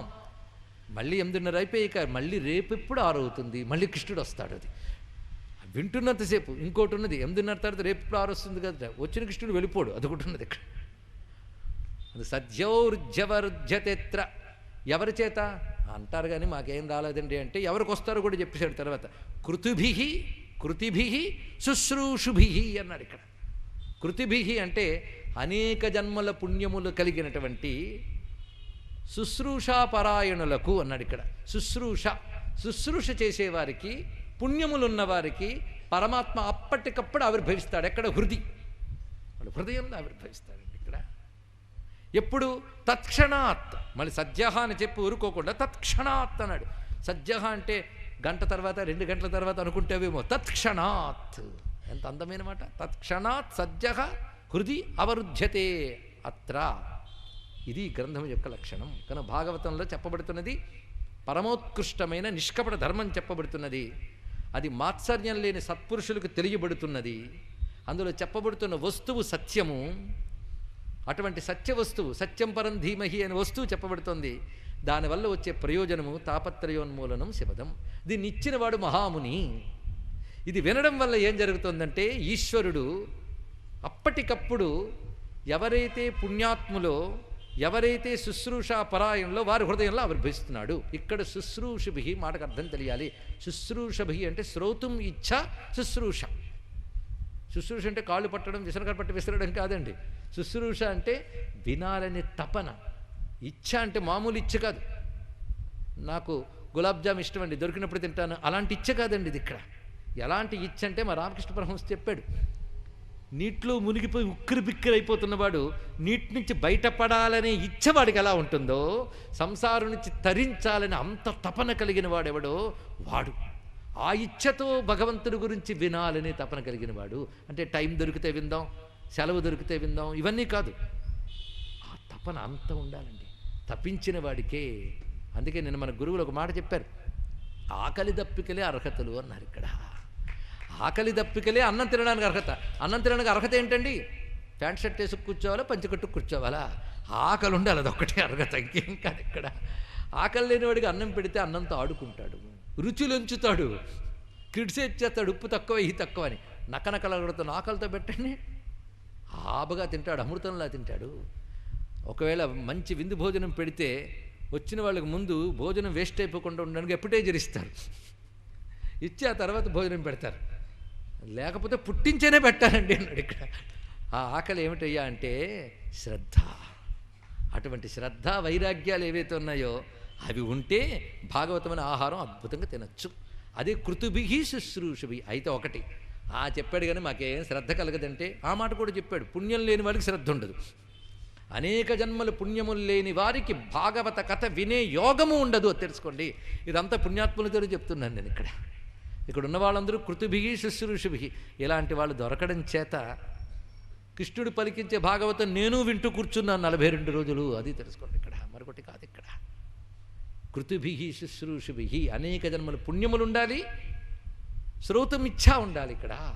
అటువంటి వారికి ఈ విషయం అప్పటికప్పుడు పరమేశ్వరుడు వారి హృదయంలో ఆవిర్భవించేటట్టు చేస్తుంది. ఇంకేం కావాలండి? నేను భాగవతం విన్నాక జ్ఞానము తెలియబడును, రేపటి నుండి నేను సాధన చేసేదను, అది ఎప్పుడో జన్మాంతరములకు పండును, ఎందుకయ్యా కర్మ? శ్రద్ధగా విను, అప్పటికప్పుడే పరమాత్మందరూ ఉద్భవిస్తాడు. ఆనందం. రేపు గురించి ఆలోచించుకు, వింటున్నంతసేపు ఇదే నా ఆయుష్షు అని విను, చాలు, భగవంతుడు దొరుకుతాడు. అలా వినాలి. ఇది మొత్తం భాగవతం యొక్క స్వరూపం. అయితే ఈ భాగవతం గొప్పదే. ఎక్కడి నుంచి వచ్చింది ఇది అంటే, ఇది పండయ్యా అన్నాడు. పండు అనగానే ఏ చెట్టు ఇది అడ్రస్ అడగాలి కదా. ఒక చెట్టు ఉంది, మన బతుకు తరించడానికి ఆ చెట్టు ఒక్కటే ఆధారం. ఇంకో చెట్టు నీడకి వెళ్తే విషప చెట్టు అయిపోతుంది. ఒకటే కల్పవృక్షం మనం తరించడానికి, ఆ కల్పవృక్షం పేరు వేదం అన్నాడు. నిగమ కల్పతరోర్గలితం ఫలం సుఖముఖాదమృతద్రవ సంయుతం పిబత భాగవతం రసమాలయం ముహురహో రసికా భువి భావుకాహ. రమ్యమైన ఒక పండు ఉందయ్యా. ఈ పండు ఏ చెట్టు నుంచి రాలిపడింది? నిగమకల్పతరోర్గలితం, వేదమనే కల్పవృక్షము నుంచి వచ్చింది. మామూలు చెట్టు కాదు, కల్పవృక్షం. ఏదంటే అది ఇస్తుందండి వేదం. నాకు ఇప్పటి నుంచి జ్ఞాన వైరాగ్యాలు అక్కర్లేదండి, అందుకే వేదం వదిలేశాను అన్నాడు. మరేం కావాలి? ఐహికమైన ప్రయోజనాలు కావాలా? అయితే అది ఇస్తుంది వేదం. ఐహిక ప్రయోజనాలు అక్కర్లేదండి, నాకు జ్ఞానం కావాలి, అది ఇస్తుంది వేదం. ఏదైనా ఇవ్వగలిగిన దాని పేరు కదా కల్పవృక్షం. కనుక వేదము కల్పవృక్షము. అభ్యుదయాన్ని ఇవ్వడానికి కర్మకాండ, నిశ్రేయస్సునివ్వడానికి జ్ఞానకాండ. ఈ రెండిటిని ఇచ్చిందా తల్లి. అందుకే శంకర భగవత్పాలు వారు అంటారు, వేదమాత 1000 తల్లులు పెట్టన్నాడు మహానుభావుడు కూడా. ఇంకేమున్నది ఇక్కడ? వేదం ఒక మహాకల్పవృక్షం. ఆ కల్పవృక్షపు కొమ్మ నుంచి పండు. అయితే కొమ్మలో పండు అందుకోవడం మహా కష్టం కదండి ఇక్కడ. ఎందుకంటే ఏదో చెట్టు అంత పొడుగుంటే పర్వాలేదు, కానీ అది లేని వాళ్ళ సంగతి ఏమిటి? మన అదృష్టం అండి అన్నాడు. ఏమిటంటే చిలక్కొట్టిన పండు రాలిపడింది ఇక్కడ. కల్పవృక్షం నుంచి రాలిపడింది పండు. అయితే చిలక్కొట్టిన పండు రాలిపడుతుంది. ఒక ఆయన అన్నాడు, చిలక్కొట్టిన పండు తియ్యగా ఉంటుందండి. కాదు, తియ్యని పండునే చిలక్కొడుతుంది. అది ఒకటి ఉంది అక్కడ రాసి. అందులో బాగా తియ్యని పండు కూడా ఉంది, చిలక్కొట్టింది. అది తినేసింది ఏదో, కానీ అది కొట్టడం వల్ల మనకు ప్రయోజనం జరిగింది. పండు చేతికి అందింది. ఇక్కడ తీసుకో అన్నాడు. ఎంత రమ్యమైన మాట. ఇక్కడ బాగా అర్థం చేసుకోవాల్సింది ఏంటంటే, కొమ్మల్లో పండిది, కాండంలోనో వేరులోనో పండు కాదు, కొమ్మల్లో పండు. వేదానికి కొమ్మలంటే కొమ్మలు చివరి భాగాలు కదా. ఇప్పుడు చూడండి, వేదం యొక్క చివరి భాగం అంటే వేదాంతములు అనగా ఉపనిషత్తులు అని అర్థం. ఇక్కడ అక్కడ పండు అంటే ఉపనిషత్తుల యొక్క సారం. ఫలం అంటే ఏది చెప్పదలుచుకున్నదో, ఏది ఇవ్వదలుచుకున్నదో తత్ప్రయోజనం అని అర్థం. ఇక్కడ వేదం యొక్క ప్రయోజనం చెట్టు ఎందుకు వేస్తావు? పండు కోసం. కనుకనే ఆ పండును అందుకోవాలి. కనుక ఉపనిషత్తుల యొక్క సారమే భాగవతం. ఇది అందుకోవడం కష్టం. అందుకే సుఖయుగంధుడు భాగవత రూపంలో ఇచ్చేసాడు నీకు సులభంగా. చిరక్కొట్టింది చూసారా, అదే ఇక్కడ ఇచ్చేశాడు. కనుక భాగవతం అయిపోయిందని రేపటి ఉపనిషత్ క్లాస్ మొదలెడదామంటే నీకు చెప్పకూడదు అయ్యా అని చెప్పాలి వాడికి. ఎందుకంటే దాని సారం ఆయన కొట్టిచ్చేశాడు. ఇంతవరకు నువ్వు విన్న అనుకున్న భాగవతాలు వేరు, కానీ వ్యాసుడు చెప్పిన అసలు భాగవతం అదే తెలుసుకో. ఇక్కడ అందు సుఖముఖాత్ అమృతద్రవ సంయుతం. ఇందులో రసం ఏంటో చెప్పేస్తున్నాడు. ఎందుకంటే పండు పట్టుకున్న పుల్లగా ఉంటుందా తీయగా ఉందో డౌట్, కానీ ఇందులో ఉన్నది అమృతం. అమృతద్రవ సంయుతం పిబత భాగవతం రసం. ఇదేమిటో ఫలం అన్నవాడు రసం అన్నాడు ఏంటండి ఇక్కడ? అంటే కొన్ని పళ్ళల్లోంచి రసం తీయాలి, మిగిలిన పదార్థం పారేయాలి. కానీ ఇందులో వర్జనీయమైన పీచు పదార్థం ఏం లేదు, అంతా రసమే. పిబత భాగవతం అది తినదగ్గ పండు కాదు, తాగదగ్గ పండు. అంటే మొత్తం నోట్లో పెట్టుకోవాల్సిందే, తీసి పారేయాల్సింది ఒక్కట్లేదు. నారింజ పండిస్తే తోలు తీస్తాం, అరటి పండిస్తే ఒలిచేస్తాం, కానీ ఇది ఒలవడానికి వీలు లేదు, తీసి పక్కన పెట్టాల్సిందే లేదు, అంతా రసమే. పిబత భాగవతం. బాగుందండి. ఎన్నాళ్ళు? 42 రోజులు. వద్దుట ఆలయం అన్నాడు ఇక్కడ. ఆలయం, ఆలయం అనే మాట ఎంత రమ్యమైనదండి ఇక్కడ. ఆలయం అంటే అసమంతాత్లయం, లయమయ్యే వరకు అన్నాడు ఇక్కడ. లయమయ్యే వరకు భాగవత రసాన్ని పానం చెయ్యి, లయమయ్యే వరకు. అంతే 7 రోజులు 40 రోజులు కాదుట, లయమయ్యే వరకు. దేనిలో లయమయ్యే వరకు? మనోలయం మోక్షం అన్నారు ఇక్కడ. మనస్సు పరమాత్మ యందు లయమయ్యే వరకు భాగవత పానం చేయి అన్నాడు ఇక్కడ. అయితే భాగవతం పానం చేస్తున్నాను కానీ జన్మలో లయమవుతుందా అంటే మళ్ళీ జన్మించి భాగవతం విను అన్నాడు. ఒకటే మాట తెలుసుకోండి ఇక్కడ. లయమయ్యే వరకు వింటూనే ఉండాలి, ఏం చేస్తాం? లేకపోతే ఇవాళే మనం భాగవతం వింటున్నాం అనుకున్నారా? గత జన్మల్లో ఎవడో భాగవతం చెప్తూ ఉంటే అక్కడ కూర్చుని కాసేపు కొనుక్కో ఎలాగో తిరిగి వచ్చేసి ఉంటాం. ఆ పుణ్యం కాపాడి ఇక్కడ కూర్చోపెట్టుంటుంది. కనుక ఇవాళది కాదు, ఎప్పటిదో ఎన్ని జన్మలు తిరిగి వచ్చామో. ఇప్పుడు లయించలేదనుకోండి మళ్ళీ జన్మలో కూడా మనం ఉంటాం. కనుక పిబత భాగవతం రసిమాలయం. అయితే అందరినీ పిలిచి వినమని చెప్పకూడదట. రసికాహ భువి భావుకాహ అన్నాడు ఇక్కడ. రసికులు, రసికులు అంటే రసాన్ని ఆస్వాదించగలిగేటటువంటి లక్షణం ఉన్నవాళ్ళు రసికులు. రుచి తెలియాలంటే ఏముండాలండి? నాలుక ఉండాలి ముందు, అది. అలాగే భగవద్విషయం ఇందులో చెప్పబడ్డ భావం గ్రహించడానికి భావజ్ఞత, ఆ లక్షణం ఉండాలి. రసజ్ఞత లక్షణం ఉండాలి కదా. అది రుచి గ్రహించగలిగే లక్షణం పేరు రసికత్వము. రెండవది భావుకాహ, భావించాలి. భావించేవాడికే భాగవతం. ఈ మాట గుర్తుపెట్టుకోండి. భావనాశక్తి లేని వాడికి భాగవతం లేదండి. ఆ చెప్తున్నప్పుడు నీ భావనతో అందుకోగలిగితే ఆ క్షణంలో నువ్వు విష్ణువుని అందుకుంటావు. అందుకే భావనాయోగం అన్నిటికంటే గొప్పది. భవానీ భావనాగమ్య భావగ్రాహి జనార్దన శాస్త్రం చెప్తోంది కదా. అందుకే భావుకాహ రసికాహ, భావించగలిగే శక్తి ఉన్నవాళ్ళు, అనుభవించగలిగేటువంటి శక్తి ఉన్నవాళ్ళు ఈ పండుని తినండి. ఇది చెప్తున్నాడు ఇక్కడ ఆ రమ్యమైన విషయం. ఇలాగా భాగవత స్వరూపము స్వభావము ప్రస్తావన చేసి నైమిషే అనిమిష క్షేత్రే మునయ శౌనకాదయ ప్రారంభించాడు. దేవక్షేత్రమైనటువంటి నైమిషంలో శౌనకాది మహర్షులు దీర్ఘ సత్రయాగం చేస్తున్నారు. ఎవరిని ఉద్దేశించి అంటే స్వర్గాయ లోకాయ. దీనికి భాష్యం ఎంత గొప్పగా చెప్పారంటే, స్వర్గం అంటే దుఃఖరహితమైన స్థితి, అంతేకాని స్వర్గలోకమని కాదు. స్వర్గాయ లోకాయ అంటే పరమాత్మని పొందాలని ఉద్దేశంతో సత్కర్మను ఆచరిస్తున్నారు. అలాంటి సత్కర్మ ఆచరిస్తే జ్ఞానం వస్తుంది. జ్ఞానం ఇవ్వడానికి సూతపౌరాణికుడు వచ్చాడు అనమాట ఇక్కడ. స్వర్గాయ లోకాయ మళ్ళీ పెట్టేట. అంటే తాము పరమార్థం పొందడమే కాకుండా ఆ యజ్ఞము వల్ల లోకానికి క్షేమం కలిగించడం కోసం వాడు సత్రయాగం చేస్తూ ఉంటే అక్కడికి మహానుభావుడు సూతపౌరాణికుడు వచ్చాడు. వచ్చిన వారిని కూర్చోబెట్టి అడిగిన ప్రశ్నలు చాలా విశేషమైనవి ఇక్కడ ప్రశ్నించారు. మొదటిగా వారు అడుగుతున్నది ఏంటంటే, ధర్మశాస్త్రాలన్నీ కూడాను మానవులకి ఖచ్చితమైన శ్రేయస్సు ఏది నిర్దేశించిందో ఆ ఉపాయాన్ని చెప్పు. మొదటి ప్రశ్న. అన్ని శాస్త్రాలు ఏది మానవులకి శ్రేయస్సు కలిగిస్తుందో చెప్పినవి శాస్త్ర సారం మాకు చెప్పు. ఎందుకు అడుగుతున్నామంటే, కలియుగంలో అన్ని శాస్త్రాలు తెలిసి సారమేదో అర్థం చేసుకోవడానికి తగ్గ బుద్ధిశక్తి శరీరశక్తి రెండు క్షీణిస్తాయి. ఇది తెలుసుకోవాల్సింది. 10 పుస్తకాలు చదివి తర్వాత నిర్ణయిస్తానంటే ఈ లోపల కొత్త కొత్త అయోమయాలు పుడతాయి. ఒక ఆయన అన్నాడు, చదవకముందు ఒకటే డౌట్ ఉంది, చదివేక 100 డౌట్లు పెరిగాయని. ఏం చేస్తాం? దాన్నే సామెతలో చెప్పారు, చదివేస్తే ఉన్నమత పోయింది. కనుక అన్ని పుస్తకాలు దగ్గర వేసుకోవడం మహా ప్రమాదం అండి. అందుకే శాస్త్రసారం ఏదో చెప్పుని అడిగేశారు. తెలిసిన పెద్ద ఆయన అడిగితే ఏ బాధ లేదు. అది అడిగారు. మొదటి ప్రశ్న అర్థమైంది కదా.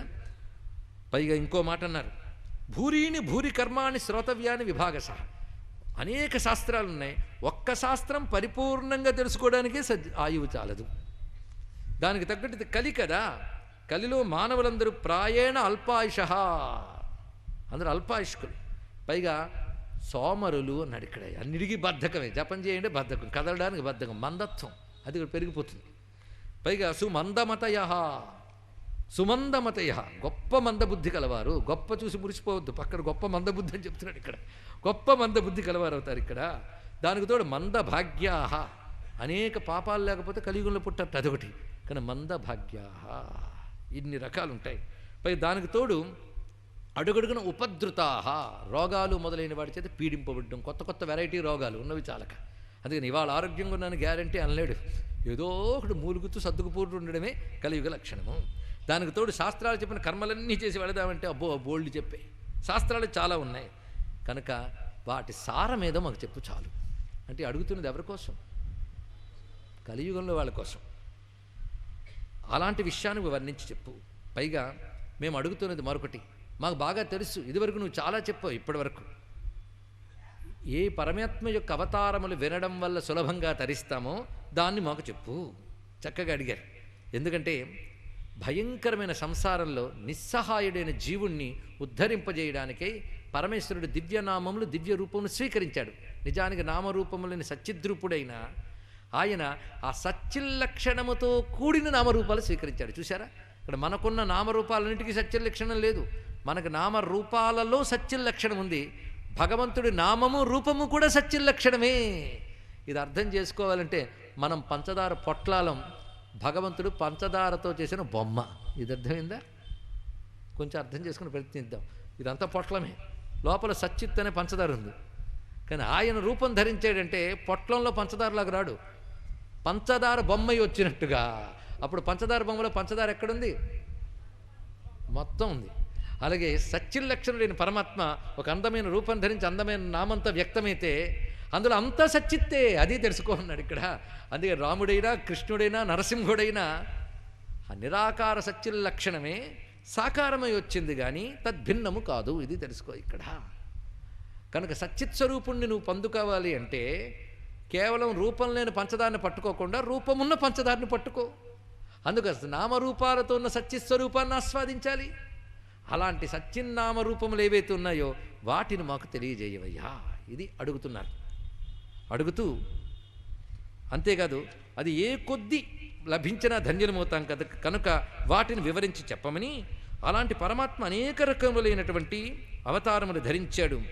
మానుష రూపం దాల్చి అనేక అద్భుత లీలలు చేశాడు బలరాముడితో కలిసి. అంటే ప్రశ్నలో ఏముందో జాగ్రత్తగా పరిశీలించారు కదా. వెంటనే బలరాముడితో కలిసి ఆయన ఎన్నో పనులు చేశాడంటే మాకు అన్ని అవతారాలు చెప్పినా మాకు కావాల్సిన వలసి వీడే. భాగవతంలో అసలు చెప్పబడుతున్న వాడెవడు? కృష్ణుడు. అందుకే ఆయన అని చెప్తూ ఆయన అనుగ్రహం లేనిది కలిని దాటలేం గనక ఆయన గురించి మాకు పరిపూర్ణంగా చెప్పు. ఆయన అవతారం ఎలా ధరించాడు, ఏ లీలలు చేశాడు, ఆయన అవతారం చాలించిన తర్వాత ధర్మము ఎవరిని ఆశ్రయించి ఉన్నది, ఇది మాకు చెప్పన్నాడు. ఇవి ప్రశ్నలు. లెక్క కడితే 6 వస్తాయి. ఈ 6 ప్రశ్నల సమాధానమే భాగవతం. భాగవతాన్ని పరిశీలిస్తుంటే కొత్త కొత్త ఆలోచనలు వస్తూనే ఉండాలండి. వస్తూ ఉంటాయి కూడా. కానీ భాగవతాన్ని నిరంతరం అధ్యయనం చేస్తుంటే కొత్త కొత్త ఆలోచనలు ఆయన స్ఫురింపజేస్తూ ఉంటాడు. అందుకే భాగవతం విని వదలాల్సిన గ్రంథం కాదు, అధ్యయనం చేయాల్సిన గ్రంథం. కానీ మన గ్రంథాలను మనం అధ్యయనం చెయ్యవలసిన విద్యలుగా భావించడం లేదు. అది తెలుసుకోండి. ఇక్కడ కాలక్షేపంగా కూర్చుంటే తెలుసుకునే విషయాలు అనుకుంటాం. అదే ఎకనామిక్స్ క్లాసో ఇంగ్లీష్ క్లాసో అయితే పుస్తకాలు పట్టుకెళ్ళి జాగ్రత్తగా స్టడీ చేసి ఇంటికి వచ్చి హోంవర్క్ చేస్తాం. కానీ వీటికి అలా చేస్తున్నామా చెప్పండి? ఎందువల్ల? సీరియస్నెస్ లేదు. కూర్చుంటాం, కాలక్షేపం అనుకుంటాం, పుణ్యం వచ్చేసింది భ్రాంతితో వెళ్ళిపోతాం. అలా వినకూడదు. బృందావనంలో ఒక అనుభవం చెప్తా. బృందావనానికి భాగవతం చెప్పడానికి వెళ్ళినప్పుడు మాతో పాటు చాలామంది వచ్చారు. అందులో ఒక ప్రొఫెసర్ గారు కూడా వచ్చారు వినడానికి.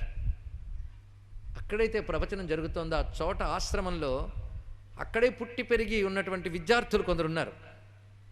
వాళ్ళ దగ్గరికి వెళ్ళి ఈ ప్రొఫెసర్ గారు అడిగారు, ఏం చదువుతున్నావు బాబు అని. సహజం కదని పిల్లలు కనబడితే అడుగుతారా? ఆ పిల్లాడు ఏం చెప్పాడు తెలుసా? ఏం చదువుతున్నావు అని ప్రశ్నకి భాగవతం చదువుతున్నానని చెప్పాడండి. ఆశ్చర్యకరమైన సమాధానం. ఆశ్చర్యం. ఎవరు మనం అనగలమా అండి? భాగవతం చదువుతున్నాం, రామాయణం చదువుతున్నాం అనగలమా? అంటే భాగవతం చదవలసిన పుస్తకం కాదా? ఒక సైన్స్ని ఎంత ఏకాగ్రంగా అర్థం చేసుకోవడానికి ప్రయత్నిస్తావు? సైన్స్ గనక. అరే, లౌకికమైన ఒక విజ్ఞానానికే నువ్వు అంత ఏకాగ్రత అవసరం ఉన్నప్పుడు విజ్ఞానాల్ని మించిన పరమ విజ్ఞానంకి ఏమి ఏకాగ్రత చూపిస్తున్నావు, ఏమి శ్రద్ధ చూపిస్తున్నావు ఆలోచించండి. ఇక్కడ ఆ సీరియస్నెస్ ఏది?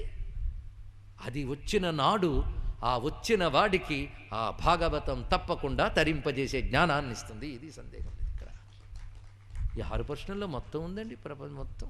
అది చెప్తున్నాడు మొత్తానికి. లేకపోతే ఊరికిన కథలు కమామిష్ అనుకున్నారా? ఇంత జ్ఞానాన్ని నిక్షిప్తం చేసినటువంటి గ్రంథం ఇది. ఇది సంప్రశ్న సంతుష్టో విప్రాణాం రౌమహర్షిణి. హర్షణి, రోమహర్షణి. అతను గొప్ప మాట అండి. ఒళ్ళు పులకించేలా కథ చెప్పగలిగిన మహానుభావుడికి ఒళ్ళు పులకించింది ఇప్పుడు. ఎందుకంటే ప్రశ్నకు ఒళ్ళు పులకించింది. ఇక్కడ భక్తుడికి భగవంతుడి గురించి చెప్పమంటే ఒళ్ళు పులకిస్తుందండి. ఇక్కడ ఆయనకు ఒళ్ళు పులకించిపోయింది. ఎందుకంటే ఎంత మంచి ప్రశ్న వేశారు. మీరు ప్రశ్న వేయడం వల్ల కదా నేను దాని గురించి భావించి చెప్పినప్పుడు నాకు 2 ఆనందాలు. భావన, చెప్పడం. మీకు వినడం, భావించడం బాగుంది కనుక నన్ను ఇంత ఆనందింపజేసినటువంటి ప్రశ్న వేశారు కనుక నేను చెప్పడానికి సిద్ధం. కానీ నా తెలివితేటలతో చెప్పలేను కనుక నా ప్రార్థన నన్ను చేసుకోనియండి అని సూత పౌరాణికులు ప్రార్థించుకుంటున్నారు. యం ప్రవ్రజంతమనుపేతమపేత కృత్యం ద్వైపాయనో విరహ కాతర అజుహావ పుత్రేతి తన్మయతయా తరవోభినేదుః తం సర్వభూత హృదయం మునిమానతోస్మి. సముడై అవ్వడు ముక్త కర్మచయుడై సన్యాసియయ్యుంటివోవ మహాభీతినోహో కుమారయనుచున్ వ్యాసుండు శ్రీరంగ తన్మయతన్ వృక్షములున్ ప్రతిధ్వనులు చక్కంజేసె మున్ను అట్టి వేదమయున్ మృక్యద బాదరాయణి తపోధన్యాగ్రణిన్ ధీమణిన్. బాదరాయణ సుతుడైన సుఖయోగీంద్రుడు బాదరాయణి, ఆయనకి నమస్కారం చేసుకుంటున్నాను. ఈ పద్యభావం మన భాగవతంలో మధ్యలో ఒక దగ్గర వస్తుంది, అప్పుడు తెలుసుకుందాం. యస్వానుభావమఖిల శృతిసారమేకం అధ్యాత్మదీపం అతితితీర్షతాం తమోంధం సంసారిణాం కరుణయాః పురాణగుహ్యం తం వ్యాససూనుముపయామి గురుం మునీనాం. ఇది పురాణసారం, సర్వశాస్త్రసారం. అందుకే దీన్ని శృతిసారం, శృతిసారమైనటువంటిది. దీనిని స్వానుభావ స్వరూపమైన, స్వానుభావం అంటే బ్రహ్మతత్వం, అటువంటి స్వరూపమైనటువంటి శృతిసారమైన అధ్యాత్మదీపం. చూసారా, భాగవతానికి ఒక పేరు అధ్యాత్మదీపం, జ్ఞానదీపం. ఇదేం చేస్తుందయ్యా అంటే తమోంధం. ఎంత మాట అండి! తమస్సు అంధత్వము 2 గొప్పది. చీకటి చేత కనబడకపోవడం అనే పదార్థం తీయచ్చు, కానీ కనబడకపోవడానికి 2 లక్షణాలు ఉంటాయి. బయట చీకటి, లోపల గుడ్డితనం. ఈ రెండింటినీ పోగొట్టగలిగేటటువంటి అధ్యాత్మ దీపం ఒకటి ఉన్నది. అది సంసారులైన వాళ్ళు, ఆ సంసారులైన వాళ్ళని తరింపజేయడం కోసం ఈ అధ్యాత్మ దీపాన్ని వెలిగించాడు ఒక మహానుభావుడు అన్నారు. సంసారులు అంటే ఎవరు? సన్యాసులు కానివారు కాదండి. ఈ ప్రపంచంలో తిరిగేవారు, జనన మరణాల్లో తిరిగేవారు అందరూ. ఇక్కడ వారందరి కోసం సంసారిణం, వాళ్ళ కోసం చూపించట. ఆయనకు అవసరమేముందండి? ఆ ఆయనని పొందిపోయిన వాడే, బ్రహ్మమే తానైన వాడే, బ్రహ్మవిద్ బ్రహ్మైవ భవతి అని బ్రహ్మమే తానైన స్థితిలో ఉన్నవాడు ఆయనకి ఎందుకు అవసరం వచ్చిందంటే మహాత్ములు ఉపదేశించడానికి వాళ్ళకు అవసరం ఉండదు. ఎప్పుడు తెలుసుకోవాల్సిన విషయం ఇది. ఇక్కడ వాళ్ళకు అవసరం ఏం లేదు, ఒక్కటే కరుణయా, వాళ్ళకున్నది ఒక్కటే దయ దయ దయ. అరే అజ్ఞానంతో కొట్టుకుపోతున్నారే వీళ్ళు ఎప్పుడు తరిస్తారు అనే దయ వాళ్ళకు ఉంటుంది, మనకు తెలియదు. ఎందుకంటే కొట్టుకోవడమే నిజమేమో కొట్టుకుపోతున్నాం కనుక వాళ్ళకి దయ ఉంటుంది. రోగం ఉందని తెలియక రోగంతో బాధపడేవాడిని చూసినటువంటి అసలైన వైద్యుడికి ఎలాంటి బాధ కలుగుతుందో అలాగే సంసార రోగగ్రస్తులమై అది రోగమని కూడా తెలియకుండా మురిసిపోతున్నటువంటి వారికి అరే వీళ్ళు పాడైపోతున్నారే అని దయ కలిగినటువంటి వైద్యులయ్యా మహర్షులు మహాత్ములు. అటువంటి మహానుభావుడు వ్యాససూనుడు అనగా సుఖయోగిందుల వారు. ఆయనకి నమస్కారం చేసుకుంటున్నాను. ఎందుకంటే సుఖయోగిందులు పరీక్షణ్ మహారాజుకు చెప్తున్న సభలో కూర్చున్నట్టు సూతులు వారు కూడా, అది గొప్ప విషయం ఇక్కడ, అది రహస్యం అని చెప్తూ ఒక్కసారి భాగవతం అంటే ఏంటో చెప్తున్నాడు ఇక్కడ ఉపోద్ఘాతం. భాగవతాలు మొత్తం మనకి 4 భాగవతాలు కనబడతాయండి భాగవతంలో. ఇదేమిటండి ఆశ్చర్యం, ఏ రోజుకు ఆ రోజు పూర్ణ భాగవతం విన్నట్టు. ఒకటి చతుశ్లోకి భాగవతం, తర్వాత ఎప్పుడో చెప్తాడు నారాయణుడు 4 శ్లోకాల్లో మొత్తం. ఇప్పుడు మన సూతులు వారు మొత్తం సారాంశమైన భాగవతం చెప్పబోతున్నారు. ఇది భాగవతం అని మొదలు చెప్పేస్తారు. తర్వాత మళ్ళీ సుఖయోగిందుడు ఇది భాగవతం అని చెప్పి మళ్ళీ భాగవతం మొదలెడతాడు. నారదులు వారు వ్యాసుడి దగ్గరికి వచ్చి ఇది భాగవతం అని చెప్తారు. ఈ పార్ట్స్ మనం తీసుకుంటే 4 భాగవతాలు బయటకు వస్తాయి. ఎవరికైనా ఇంత భాగవతం చదవలేమండి అంటే నీ ఓపిక కొద్దీ ఏ భాగవతం తీసుకుంటే అది నక్షల్ భాగవతం అనమాట. ఇక్కడ ఇప్పుడు మనం అలాంటి భాగవతాన్ని ఈ పూట వినబోతున్నాం, సారాంశ భాగవతం. పైగా ఇది భాగవతం, ఇదం భాగవతం జ్ఞేయం అంటాడు మళ్ళీ చివరికి ఒక విషయం. ఇది ఎంత చమత్కారం ఏంటంటే రామాయణం భాగవతం కంపేరిటివ్ స్టడీ. కొందరు కాలక్షేపానికి ఇలాంటి రీసెర్చ్లు చేస్తుంటారు, చేయనండి, ఇది ఒక విధంగా పనికొస్తుంది, మంచి సత్కాలక్షేపం. రామాయణం మీరు గమనిస్తే రామాయణానికి ముందే రామాయణం ఉంది, బాలరామాయణం అంతా చెప్పేసి తర్వాత మొదలు పెడతాడు. భారతం చదవండి, మొదట భారతం అంతా సంక్షేప రూపంలో చెప్పేసి మళ్ళీ భారతం మొదలు పెడతాడు. ఎందుకంటే ఏం జరగబోతోందో అని ఉత్సుకతతో కథ నడపడాన్ని నీచ కళ అంటారు మన శాస్త్రంలో, తెలుసుకోండి. ఇక్కడ సస్పెన్స్ అంత అసహ్యకరమైంది మరొకటి లేదుట. సస్పెన్స్ అంటే అర్థం ఏంటంటే తర్వాత ఇన్సిడెంట్ ఏమిటా అనే టెన్షన్ నీకు క్రియేట్ చేస్తాడు చివరి వరకు, అదే ఆసక్తి కదా. దానివల్ల నీకేమవుతుందంటే అదేం జరుగుతుందా అనే శ్రద్ధతో ఇక్కడ ఏం చెప్పబడుతోందో అనే దృష్టి ఉండదు. అందుకే ప్రాగ్విపశ్చిన్మతంబున నవకథాద్యుతిని మించి గొప్పదైన విషయాన్ని మనకు చెప్పాడు కదా విశ్వనాథ వారు. అందుకే రసము 1000 రెట్లు గొప్పది నవకథాధృతిని మించి. కనుక కథ కాదు ప్రధానం, కథనము ప్రధానము. అందుకే ఇందులో స్టోరీ ఇంపార్టెంట్ కాదు, స్టోరీ ద్వారా చెప్పబడుతున్నటువంటి రసాన్ని ఆస్వాదించు. లేకపోతే రామాయణం చెప్పినప్పుడు మొన్నెప్పుడు విపరీతంగా జనం వచ్చారు, ఎవరికి తెలియని రామాయణం అండి. ఇక్కడ కథే ప్రధానమైతే ఇన్ని మార్లు వింటారా? అందులో ఇంకేదో అందమైన వస్తువు ఉంది. ఆ సీతమ్మ అక్కడ దుఃఖపడుతుంటే మనకి ఏడుపు వచ్చేస్తూ ఉంటుంది. ఆవిడకి దుఃఖం పోతుంది, ఆనందంగా ఉంటుంది మనకు తెలుసు. కానీ అవుతుందా లేదు ఇది పరిశీలించవలసిన అవసరం. అది రసం, అది కథనం, అది ప్రధానం. అందుకే చెప్పబోయే కథనంతటి ముందు చెప్పేస్తాడు. దీన్ని ఎలా చెప్పబోతున్నారో తర్వాత వివరంగా చూస్తూ ఉంటే అందులోంచి జ్ఞానం, ధర్మం ఇన్ని ఆస్వాదించవచ్చు నువ్వు చక్కగా. ఇది అద్భుతమైన కళ. కనుకనే ఒక స్టోరీ టెల్లింగ్ టెక్నాలజీ ఏది ఉందో ఆ టెక్నిక్స్ భారతీయ ఋషులకు తెలిసినట్టు ఎవరికీ తెలియదని తెలుసుకోండి. అదే ది గ్రేట్ పాయిట్స్ భూమి మీద ముందే పుట్టారు, వాళ్ళ పేరు ఋషులు. ఎన్ని ప్రయత్నం చేసినా ప్రపంచంలో ఉన్న modern and ultra modern poets తలకిందులు తపస్సు చేసిన ఋషుల కాలి కొనగోటి వరకు వెళ్ళగలరేమో తెలుసుకోండి. ఇది కూడా పరిశీలించవలసిన అంశం. ఇన్ని కోణాలతో పరిశీలించాలంటే నాకు భాగవతం 42 సరిపోదు, మీకు నాకు ఆయువు ఉన్నంతగానో చెప్పుకోవచ్చు, అంత ఉన్నదండి భాగవతం. ఇక్కడ పునయస్సాధు పృష్టోహం భవద్భిర్లోకమంగళం. లోకమంగళమైన ప్రశ్న వేశారు, నాకు చాలా ఆనందంగా ఉన్నది. అసలు కృష్ణ సంప్రశ్న నాకు ఆనందం కలిగించింది. కృష్ణుని గురించి చెప్పండి అన్న మాటకు నేను పులకించిపోయాను. ఏం చేయమంటారు? వాడి పేరు తలుచుకుంటే నా ఆనందం. అసలు ఒక్కడు గుర్తుపెట్టుకో, ఏదైనా సరే గొప్ప ధర్మం ఏమిటో తెలుసా? పరమాత్మ యందు భక్తి కలగడం కంటే గొప్ప విషయం మరొకటి లేదు. అది కలిగించడానికి పుట్టిన పుస్తకం కంటే గొప్ప పుస్తకం లేదు. అందుకే భాగవతం కంటే గొప్ప గ్రంథం లేదు. సవై పుంసాం పరో ధర్మో యతో భక్తి రథోక్షజే అహైతుకి అప్రతిహత యయా ఆత్మా సుప్రసీదతి. ఒక్కొక్క మాట చెప్తున్నాడు చూడండి ఇక్కడ. అధోక్షజుని యందు భక్తి. అధోక్షజుడు అంటే ఏంటండి? విష్ణువుని పేరులో ఒకటండి. అది వచ్చింది బాధ. అధోక్షజ, అక్షములంటే ఇంద్రియములు, అధహ అంటే క్రిందికి. ఎవరి ఇంద్రియములు క్రిందికి వెళ్ళడం వల్ల ఆయన కలుగుతాడో ఆయన పేరు అధోక్షజుడు. ఇది ఒక అర్థం. క్రిందికి వెళ్ళడం అంటే అర్థం ఏంటంటే అంతర్ముఖం అవ్వడం, ఇది అర్థం. క్రిందికి వెళ్ళుట అంటే అంతర్ముఖమగుట. బహిప్రపంచాన్ని ఆలోచిస్తున్నంతకాలం, బహిప్రపంచంలో తిరుగుతున్నంతకాలం.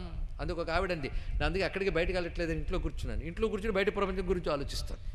బాహ్య వస్తు విషయము ఆలోచనే బహిర్ముఖత్వం.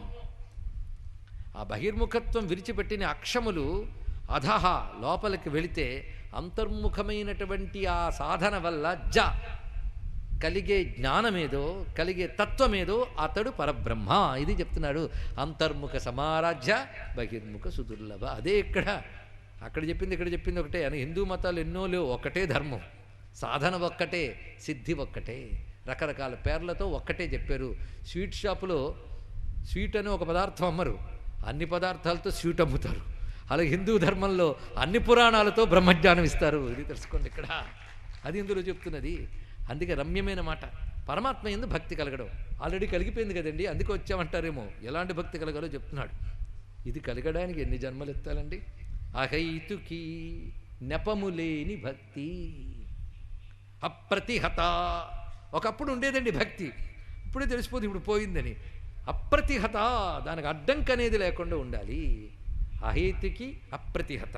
రెండవది, ఆ భక్తి వల్ల సుప్రసీదతే ఆత్మ, మనస్సు ప్రసన్నమైపోతుందండి. అది తెలుసుకోవాల్సింది. అలాంటి భక్తి భగవంతుని యందు కలగడమే పురుషునికి ప్రధానమైన సర్వోత్కృష్టమైనటువంటి ప్రయోజనము. అలాంటి భక్తిని కలిగించే ధర్మమే గొప్ప ధర్మము. ఇది తెలుసుకోవాలి ఇక్కడ. కనుక ధర్మం దేనికి? భగవంతుడిని భక్తి కలిగించడానికి. ఒక ఆయన అన్నాడు, నేను దేవుడిని నమ్మనండి కానీ సత్యం పలుకుతానండి, ధర్మం పాటిస్తాను. ఏం లాభమయ్యా చెప్పండి ఇక్కడ. ఎందుకంటే ఒక ఆవిడికి వివాహం కాలేదుట, కానీ బొట్టు బాణం పెట్టుకుని ఒళ్ళంతా నగలేసుకుంది. ఏం ప్రయోజనం? ఆ సువాసినిత్వంతో వేసుకున్నప్పుడు ఎంత అందంగా ఉంటుందో భక్తి కలిగిన ధర్మం అంత బాగుంటుంది అయ్యా అన్నాడు ఇక్కడ. అందుకే భక్తి లేనప్పుడు ఏ ధర్మాలైనా వ్యర్థమని మహానుభావుడు త్యాగయ్య చెప్పాడు. ప్రాణము లేని వానికి బంగారు పాగజుట్టి ఆణిముత్య మురవందు పెట్టు రీతి. భక్తి లేనప్పుడు ఏ పాండిత్యాలున్నా ఏ ధర్మాలున్నా ఏం ప్రయోజనం అయ్యా? భక్తి కోసం ధర్మం, భక్తి వల్ల ధర్మం, భక్తితో ధర్మం. ధర్మానికి భక్తి చాలా అవసరము. ఇది తెలుసుకోవాలి ఇక్కడ. మరి జ్ఞానంలో భక్తి తప్ప మరొకటి ఉండదు. ఇది తెలుసుకోవాలి ఇక్కడ. జ్ఞానంలో భక్తి తప్ప ఉండదు, ధర్మంలో భక్తి ఉండాలి. ఉంటే ధర్మానికి అందం. కానీ అన్ని ధర్మాల కంటే గొప్ప ధర్మం ఏది? భక్తిని కలిగించేదే గొప్ప ధర్మము. ఏ భక్తిని? అహైతుకి అప్రతిహత అయినటువంటి భక్తిని కలిగించేది. ఎవరి యందు? పరమాత్మ యందు. పరమాత్మ అంటే ఎవడు? అంతర్ముఖమైన సాధన ద్వారా తెలియబడేటువంటి అధోక్షజుడు. మొత్తానికి ఆయనకి ఈ గ్రంథంలో పేరు మాత్రం వాసుదేవే భగవతి మొదలుపెట్టాడు. భగవానుడైన వాసుదేవుని యందు. అప్పుడే భాగవతం, భగవత్ సంబంధమైనది భాగవతం. ఒక్కటి మాత్రం గుర్తుపెట్టుకోండి, ఇవాళ కథ రాలేదే అనుకోవద్దు, ప్రతిరోజు భాగవతమే విషయం. భగవానునైన వాసుదేవుని యందు భక్తియోగ ప్రయోజిత. చాలా గొప్ప మాట చెప్పాడు. భగవానుడైన వాసుదేవుని యందు చెయ్యబడిన భక్తి యోగం ఏదుందో అది రెండింటిని కలిగిస్తుంది. జనయితి ఆసు వైరాగ్యం జ్ఞానంచ యదహైతుకం. చూసారా? పరమోత్కృష్ట ధర్మం ఏంటంటే భక్తిని కలిగించాలి. ఆ భగవాన్ని యందు ఆ భక్తి ఉండడం వల్ల జరిగేది ఏంటంటే ఆ భక్తి వల్ల ఆసు వైరాగ్యం. అటువంటి భక్తి వల్ల ఏది? అహైతుకి అప్రతిహత అయిన భక్తి వల్ల ఆసు వైరాగ్యం, వెంటనే వైరాగ్యం కలుగుతుంది. ఆ వెంటనే కలిగేది ఏంటంటే జ్ఞానం కలుగుతుంది. ఆ జ్ఞానం ఎలాంటి జ్ఞానం? యదహైతుకం, అహైతుక జ్ఞానం కలుగుతుంది అన్నాడు. ఇది చాలా తెలుసుకోవాలండి. అహైతుక జ్ఞానం అంటే హేతువులు వెతుకుతూ గీకే జ్ఞానం కాదు. అది చెప్తున్నాడు ఇక్కడ. ఇలా ఎందుకన్నారు, అలా ఎందుకన్నారు? ఇదంతా కూడాను అసలు అనుభూతి లేనివాడు మాట. దీనికి అహేతుక జ్ఞానం అనే దానికి అందమైన భాష్యం అందించారండి. శుష్క జ్ఞానము కాని జ్ఞానము అన్నాడు ఇక్కడ. అంటే శుష్క తర్కాలకు అందని జ్ఞానము. తర్కాలకి జ్ఞానం అందదు, తపస్సుకు అందుతుంది. తెలుసుకోండి ఇక్కడ. మరి తర్కించకూడదా అంటే శాస్త్ర సమ్మతమైన తర్కాన్ని సాధనతో కలిపి కొనసాగిస్తే నీ ప్రశ్నకి పరమాత్మ సమాధానం చెప్తాడు. ఇది తెలుసుకోవాలి ఇక్కడ. అందుకే జ్ఞానం చ యద్ హైతుకిం. ఇప్పుడు ఎంత అందమైనటువంటి నిర్వచనం వస్తుందండి ఇక్కడ. అందుకు భగవాన్ అయిన పరమాత్మ యందు భక్తి యోగము వలన తత్క్షణమై వైరాగ్య జ్ఞానములు కలుగుతాయి. జ్ఞానం అనగా ఏమిటి? నాలెడ్జ్ అండ్ ఇన్ఫర్మేషన్ గ్యాదరింగ్ కాదు. జ్ఞానం అనే మాటకి అనుభవం. ఇది ఒకటి అర్థం ఇక్కడ. వైరాగ్యము భగవద్ అనుభవము. రుచి తెలిసిందా అండి అంటే ఏం చెప్తారండి? తెలిసిందండి స్వీట్ ఆయన చెప్పాడు అని కాదు అక్కడ. రుచి తెలిసిందా అంటే రుచి చూశారా అని కదా అర్థం. రుచి చూశారంటే కనబడుతుందా? అనుభవానికి వచ్చిందా అని అర్థం ఇక్కడ. అదేవిధంగా జ్ఞానం అంటే ఏమిటో అనుభవం. కనుకనే ఇప్పటి వరకు తెచ్చుకున్న దాన్ని సమన్వయం చేస్తూ సూతుల వారు ఏం చెప్తున్నారు? నాయన సర్వోత్కృష్ట ధర్మం ఒక్కటే, భగవద్భక్తి కలగాలి. భగవద్భక్తి వల్ల వెంటనే వైరాగ్య జ్ఞానములు కలుగుతాయి. ఇది దాని యొక్క లక్షణం సుమ. అంతేకాదు ఎన్ని ధర్మాలు చేసినా భగవద్గతపై ఆసక్తి కలగనప్పుడు ఆ ధర్మాలు శ్రమ కోసం తప్ప దేనికి పనికిరావు. ఇది తెలుసుకో.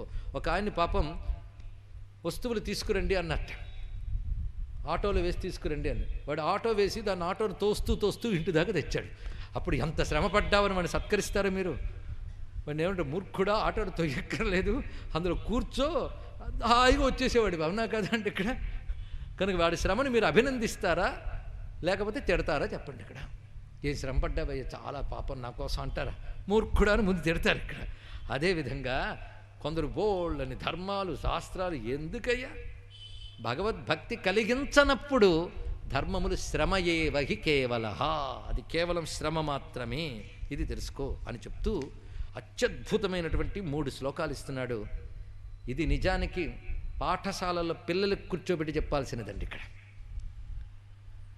ధర్మస్య హ్యపవర్గస్య నార్థోర్థాయోపకల్పతే నార్థస్య ధర్మైకాంతస్య కామో లాభాయ హి స్మృతః. అద్భుతమైన మాట చూడండి. ధర్మ అర్థ కామ మోక్షము 4 కదా, పేర్లు విన్నారు కదా. ఈ 4గింటిలో దేని ప్రయోజనం ఏమిటి అది తెలియాలి. ధర్మానికి ప్రయోజనం ఏమిటి? ధర్మస్య నా అర్థాయ. ధర్మము అర్థము కోసము ప్రయోజనం కాదు. ధర్మ ప్రయోజనం అంటే అర్థం. ధర్మంతో అర్థం సంపాదించడం కాదు. ధర్మము యొక్క ప్రయోజనము మోక్షము అన్నాడు ఇక్కడ. ధర్మము దేనికయ్యా అంటే మోక్షం పొందడం కోసం. ఎందుకంటే అర్థం అధర్మంతో కూడా సంపాదించవచ్చు. నువ్వు అధర్మంతో అర్థం సంపాదిస్తే ఏమవుతావు? తత్కాలం బాగుంటుంది, తర్వాత పతనమైపోతావు. కానీ మోక్షాన్ని దృష్టిలో పెట్టుకు ధర్మం ఆచరించు. ఎంత గొప్ప మాట చెప్పాడు ఇక్కడ. ధర్మం యొక్క ప్రయోజనం మోక్షం. అయితే మోక్షం అని చెప్పచ్చు కదా. నా అర్థాయ అని ఎందుకు చెప్పాడు అంటే ఇది అనుకుంటున్నావు గనక అన్నాడు ఇక్కడ. ఎంత అందమైన ప్రయోజనం. అందుకే ధర్మస్య అపవర్గస్య నార్థోర్థాయోపకల్పతే. ఇక అర్థం యొక్క ప్రయోజనం దేనికి చెప్పండి? ధర్మ ప్రయోజనము మోక్షము. అర్థం యొక్క ప్రయోజనం ఏమిటి? భలే ప్రశ్న వేశారండి.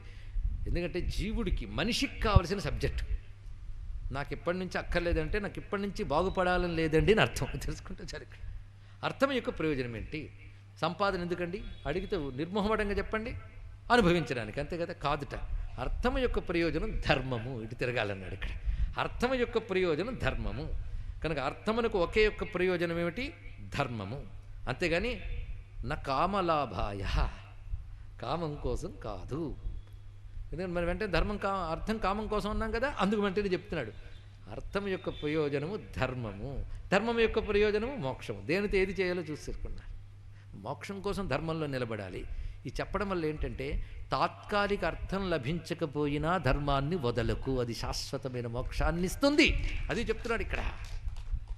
ధర్మం యొక్క ప్రయోజనం మోక్షము, అర్థం యొక్క ప్రయోజనం ధర్మము. ఈ చెప్పడంలో ధర్మబద్ధంగా సంపాదించడం, ధర్మానికై వినియోగించడం అర్థం యొక్క ప్రయోజనం. మరి కామం దేనికి? కామం అనగా ఏమి? ఇంద్రియానుభవం, అంతే కదా. ఇంద్రియములని అవి కోరినవి వాటికి ఇవ్వడమే కామం. అన్నం, ఆకలి వేసింది అన్నం ఇచ్చాం, దాహం వేసింది నీరిచ్చాం. ఆకలి వేసిన వాడి కోరికేది? ఇంత ఆలోచించాలండి. మోక్షమా అడగలేదు నేను. ఆకలి వేసేవాడి కోరిక అన్నం, దాహం వేసేవాడి కోరిక నీరు, అంటే వాడికి అది కామమేగా. కనుక కామం యొక్క ప్రయోజనం ఏంటో చెప్పుతున్నాడు ఇక్కడ. కామం యొక్క ప్రయోజనము కామస్య నా ఇంద్రియ ప్రీతి. ఇంద్రియాలని సుఖపెట్టడం కామం యొక్క ప్రయోజనం కాదు. లాభో జీవేత యావత, జీవయాత్ర క్షేమముగా జరగడం కోసమే కామం. ఈ మాట ఎందుకు పిల్లలకి చెప్పాలో ఇక్కడ చెప్తున్నాం. ఎందుకు పిల్లలకి చెప్పాలండి? ఇప్పుడు నుంచి వద్దండి, వాళ్ళంతా పాడైపోయిన తర్వాత మీ దగ్గరికి తీసుకొస్తే అప్పుడు చెప్పండి అని అర్థమా? ముందే చెప్పుకుంటే prevention is better than cure. ఇది చాలా ప్రధానమైనటువంటి అంశం. అందుకు ఇందులో చెప్తున్న ప్రయోజనం చూడండి, అర్థము ధర్మము కోసమే అని చెప్తే సమాజంలో ఏం ప్రయోజనం? ఎందుకంటే ఇది కేవలం మోక్షం కోసం చెప్పేది కాదు, బతుకు కోసం చెప్తోంది భాగవతం.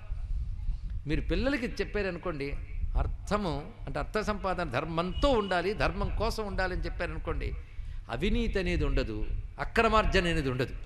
అప్పుడు అవినీతి నిరోధకత్వం కోసం కొత్త కొత్త ప్రణాళికలు వేయవలసిన బాధ ఉండదు. అందుకే ప్రజలందరికీ భాగవతం చెప్పినప్పుడు ప్రపంచమంతా బాగుపడుతుంది. ఇది తెలుసుకోండి ఇక్కడ. కానీ రిటైర్ అయిపోయాం కనుక వింటున్నాం, ఖాళీ వింటున్నాం అని కాకుండా బతుకు బాగుపడడం కోసం వింటున్నామని వినాలి. అదేవిధంగా ఇంద్రియాలను ప్రీతి చెందడం కోసం అనుభవించకయ్యా, జీవయాత్ర సుఖంగా గడపడం కోసం చేసుకో. వద్దని చెప్పిందండి జీవయాత్ర, ఆరోగ్యకరంగా చేయని చెప్పింది. నీకు షుగరు, గులాబ్ జామ్ తినకని చెప్పారు. ఇంద్రియ లాభం కోసం, తత్కాలిక నాలిక ప్రీతి కోసం తింటావా? నీ క్షేమం కోసం తినకుండా మానేస్తావా? ఇప్పుడు అర్థం చేసుకో. కనుక రుచుల కోసం తినకుండా ఆరోగ్యం కోసం, ఆరోగ్యం దేనికి? భగవత్ సాధన కోసం, ఇన్ని సాధించడం కోసం. అందుకే ఇది ఇంద్రియ ప్రీతి కోసం కాకుండా లాభో జీవేత యావత, ఆయువున్నంత వరకు జీవయాత్ర క్షేమంగా వెళ్ళడం కోసమే. కొందరు కొన్ని గొప్ప గొప్ప మాటలు చెప్తున్నట్టు మనకు అనిపిస్తూ ఉంటుంది, వినడానికి బాగుంటే కనుక చారు వాకం అన్నారు దాన్ని. ఏంటంటే ఒక ఆయన చెప్తాడు, నోరు కట్టుకుని నేను ఆహారం నియమంగా తింటాను, ఏం పెట్టుకోవద్దు, ఏది పెడితే అది తినచ్చు, పర్వాలేదు, చక్కగా ఆవకాయ వేసుకుని ముద్దపప్పు వేసుకుని తినండి అంటాడు. ఇవే చెప్తారండి. ఇంతమంది వైద్యులు ఉన్నారు, ఒప్పుకుంటారా? అది ఆయన ఆరోగ్యకరమైనది పరిమితంగా తినాలి, లేకపోతే నా పనికి మనల్ని కొవ్వొస్తుంది చెప్తారా లేదా ఇక్కడ? అదేవిధంగా నియమబద్ధమైన జీవితం, డిసిప్లైన్డ్ లైఫ్, ఆధ్యాత్మిక ధర్మం అంటే మరేంటో కాదు, క్రమశిక్షణతో కూడిన జీవితం. అది నిన్ను బ్రతుకున్నంతకాలం హాయిగా ఉంచుతుంది, నీ మనస్సును శాంతిగా ఉంచుతుంది, చివరికి నేను పరమాత్మ పాదాలపై ఉంచుతుంది. ఇంకేం కావాలండి ఇక్కడ? మొత్తం అన్నీ కలిపి 2 శ్లోకాల్లో వచ్చాయి. మొత్తం మానవ జీవన విధానం ఎలా ఉండాలి అని చెప్పినటువంటి సూత పౌరాణికుల వారి పాదపద్మాలకి నమస్కారం చేసుకుందాం. ఆయనకి ఆ జ్ఞానం ఇచ్చిన సుఖయోగిందుడికి, వ్యాసదేవునికి, నారదునికి, బ్రహ్మదేవుడికి, నారాయణుడికి నమస్కారం చేసుకుందాం. ఇటువంటి అద్భుతమైన విషయాన్ని చెప్పి ఇప్పుడు మానవ జీవితం వరకు వచ్చాం కదా, జాగ్రత్తగా విన్నారు కదా. ధర్మం మోక్షానికి, అర్థం ధర్మానికి, కామం ఇంద్రియ ప్రీతికి కాకుండా జీవయాత్ర చక్కగా వెళ్ళడానికి. జీవయాత్ర దేనికి? ఇప్పుడు అది ఊరుకోడండి మన ఋషి, చాలా తెలివైనవాడు. జీవస్య తత్వజిజ్ఞాస నార్థో యశ్చేహ కర్మభిః. జీవనం దేనికంటే తత్వజిజ్ఞాస కోసం అన్నాడు ఇక్కడ. అంటే యథార్థ వస్తు విచారం. ఈ జీవితం ఎందుకు వచ్చింది? బ్రహ్మ విచారం కోసం. అందుకే మళ్ళీ ఇలాంటి ఉపాధి దొరుకుతుందని నమ్మకం పెట్టుకోకండి. బ్రహ్మ విచారం చేయగలిగిన వెన్నుముక నిటారుగా ఉన్న జన్మ ఇదొక్కటే. ఊర్ధ్వస్థితిని ఆలోచించగలిగే తలకా ఇచ్చాడండి శరీరానికి. ఈ స్థితిలో నువ్వు ఆలోచించుకోలేకపోతే మళ్ళీ ఇలాంటి శరీరం దొరుకుతున్న గ్యారంటీ లేదు. మానవుడై పుట్టి కూడా బ్రహ్మ విచారం ఎవడు చేయలేదో వాడికి ఉపనిషత్తు ఇచ్చిన టైటిల్ ఆత్మఘ్నుడు, తనని తాను చంపుకున్నవాడు, అంటే తన ప్రయోజనాన్ని తానే దెబ్బ తీసుకున్నవాడయ్యా. ఇటువంటి విషయం చెప్తున్నారు. బతుకునిచ్చే సంజీవి ఔషధాన్ని చేతిలో ఇస్తే పారేసేవాడు ఎలాంటి వాడు, శరీరం లభించే కూడా బ్రహ్మ విచారం చేయనటువంటి వాడు అటువంటి వాడే. కనుక జీవయాత్ర దేనికి? బ్రహ్మ విచారము కోసం, బ్రహ్మము గురించి విచారించుట. విచారం అంటే ఒక చోటకు దిగులు పడ్డం కాదు, తచ్చింతన, తద్భావన, తదాలోచన, ఇది బ్రహ్మ విచారం. అంతేగాని ఈ శరీరంతో కర్మలు చేస్తూ ఫలాలు పెంచుకోవడానికి కాదు, బ్రహ్మ విచారం కోసం వచ్చినది. బ్రహ్మం అంటే ఎవరు? వదంతి తత్తత్వవిదః. ఆ బ్రహ్మము గురించి యథార్థంగా తెలిసిన వాళ్ళు బ్రహ్మము నేను అంటారంటే అద్వయం జ్ఞానం అంటారు. బ్రహ్మము కేవల జ్ఞానస్వరూపుడు, చిద్రూపుడు. ఆయన వల్ల అన్నీ తెలుసుకోగలుగుతున్నాం, అది చైతన్యము, అది అద్వయం. అద్వయం అనే మాట చాలా గట్టిదండి. అద్వయం అంటే ఏకం అద్వితీయం బ్రహ్మ, రెండవది లేదు, అంతే కదా. అద్వయము అంటే విచారణ చేస్తున్నంతసేపు ఆయనను విచారం చేస్తామంటాం. విచారం పరిపూర్ణమైనప్పుడు ఆయన వేరు నేను వేరు కాదు, రెండు ఒక్కటే అనే ఎరుక కలుగుతుంది. అదే అద్వయం జ్ఞానం బ్రహ్మ అన్నాడు కదా. ఆ అద్వయమైన జ్ఞానం వచ్చినప్పుడు బ్రహ్మం అంటే ఏమిటో నీకు పరిపూర్ణం తెలుస్తుంది. ఆ బ్రహ్మమును 3 పేర్లతో పిలుస్తారు. బ్రహ్మేతి పరమాత్మేతి భగవాన్ ఇది కథ్యతే. బ్రహ్మమని, పరమాత్మ అని, భగవానుడని అని పేరు అన్నాడు ఇక్కడ. ఆయన బ్రహ్మము అంటే ఆయన్ని మించి పెద్ద వస్తువు లేదు, ఆయనే అంతటా వ్యాపించి ఉన్నది. ఇక్కడ మనం కూర్చున్నామంటే మనకంటే పెద్దది ఈ గ్రౌండ్, ఈ గ్రౌండ్ కంటే పెద్దది భూమి. మరి భూమి ఉన్నదంటే భూమి కంటే పెద్దది ఉండాలి కదా. ఎప్పుడు ఆధార వస్తువు పెద్దదవ్వాలి, ఇది ఒక్కటి ఆలోచించండి. నేను కూర్చున్నానంటే నాకంటే బల్ల పెద్దది, బల్ల కంటే స్టేజీ పెద్దది, దానికంటే పెద్దది భూమి. మరి భూమి కంటే పెద్దది ఏదో ఉండాలి కదా. ఏది? ఆకాశం. ఆకాశంలో ఇలాంటివి పెద్ద పెద్దవి ఎన్ని తిరుగుతున్నాయో. మన దృష్టిలో భూమి అంటే అంత, కానీ ఆకాశం దృష్టిలో భూమి అంటే అంత. ఇప్పుడే రిలేటివ్కి వెళ్ళిపోతున్నాం, ఏది సత్యం కాదే. ఇక్కడికి ఇది సత్యం, అక్కడికి అది సత్యం, ఇది తెలుసుకో. అందుకే సైన్స్ పెరుగుతున్న కొద్దీ అద్వైతం బాగా అర్థమైపోతుంది అన్నాడు ఒక ఆయన. సరే, ఇప్పుడు ఆకాశం అన్నిటికంటే పెద్దది ఒప్పేసుకుందాం, ఎందుకు గోల మళ్ళీ. అన్నీ ఇందులోనే ఉన్నాయి కదా. ఆకాశం కంటే పెద్ద వస్తువు ఏదో దాని పేరు బ్రహ్మము అన్నాడు ఇక్కడ. ఈ అద్భుతమైన విషయం ఇక్కడ. అయితే ఆకాశం పెద్దదన్నారు కదా, ఇక్కడ దాకా వచ్చాం కదా. ఆకాశం ఎక్కడుంది ఇప్పుడు చెప్పండి? ఆకాశం ఎక్కడుంది? అక్కడుందా? భూమి ఎక్కడుంది? ఆకాశంలోనేగా. కనుక ఆకాశం అక్కడుంది ఇక్కడుంది అని చూడడానికి కాదు, ఆకాశం అన్నిట్లోనూ ఉంది, అన్ని ఆకాశంలో ఉన్నాయి. ఇప్పటి వరకు వచ్చారు కదా. ఆకాశం అన్నిట్లో ఉంది, అన్ని ఆకాశంలో ఉన్నాయి. ఆకాశం ఎవడిలో ఉందో ఆకాశంతో సహా అన్నిట్లో ఎవడున్నాడో వాడి పేరు బ్రహ్మము అన్నాడు ఇక్కడ. ఆకాశం అందడానికే తలకాయ నొప్పి పెట్టిందే, ఆకాశం కంటే పైన ఉన్నది ఏం తెలుసుకుంటావు? దీన్ని ఉపనిషత్తు నీ బుద్ధి ఆకాశం దాకే వెళ్ళగలదు గనక, ఆ పైదానికి వెళ్ళలేదు గనక నువ్వు వెళ్ళగలిగే దాని వరకు తీసుకెళ్ళి దాన్ని ఉపమానం చెప్పడం అంటారు. ఆకాశవత్ సర్వగత సుసూక్ష్మ, దాని పేరు బ్రహ్మ. అంటే ది బిగ్గెస్ట్. అది కేవలం పెద్దదే కూర్చోవడమే కాదు. ఇప్పుడు నాకంటే బల్ల పెద్దది కానీ నాలో బల్ల లేదు, ఉంటే మరికొన్ని ప్రమాదాలు ఉంటాయి. కానీ భగవంతుడు అలా కాదు, ఆకాశం కంటే సూక్ష్మమై ఆకాశం మొదలుకొని ఆకాశంలో ఉన్న సర్వముల యందు అని వ్యాపించిపోయాడు ఇక్కడ. మరి ఆకాశమే వ్యాపించినప్పుడు ఆకాశం కంటే సూక్ష్మమైనడు వ్యాపించడు, ఎందుకంటే పదార్థం కాదు కనుక వ్యాపించిపోయాడు. అది పదార్థం పదార్థంలో ఉండలేదు, పరమార్థం ప్రతి పదార్థంలో ఉండగలదు, తెలుసుకోండి ఇక్కడ. ఆకాశం కంటే సూక్ష్మమైన వాడు అన్నింటిలో వ్యాపించిపోయాడు బ్రహ్మము. ఈ బ్రహ్మం ఎటువంటి వాడంటే ప్రతివాడు నేను నేను అంటుంటాడు, ఒక్కొక్కడు ఒక్కొక్క నేను అంటాడు.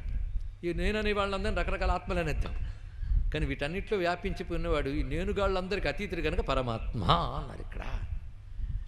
ఆయన ఎటువంటి వాడంటే ఈ సమస్త ప్రపంచాన్ని నడపగలిగేటటువంటి సమగ్రమైన అధికారం ఆయన దగ్గర ఉంది, తెలుసుకోండి. సమగ్రమైన అధికారం ఆయన వద్ద ఉంది, ఆయనకు ఉంది.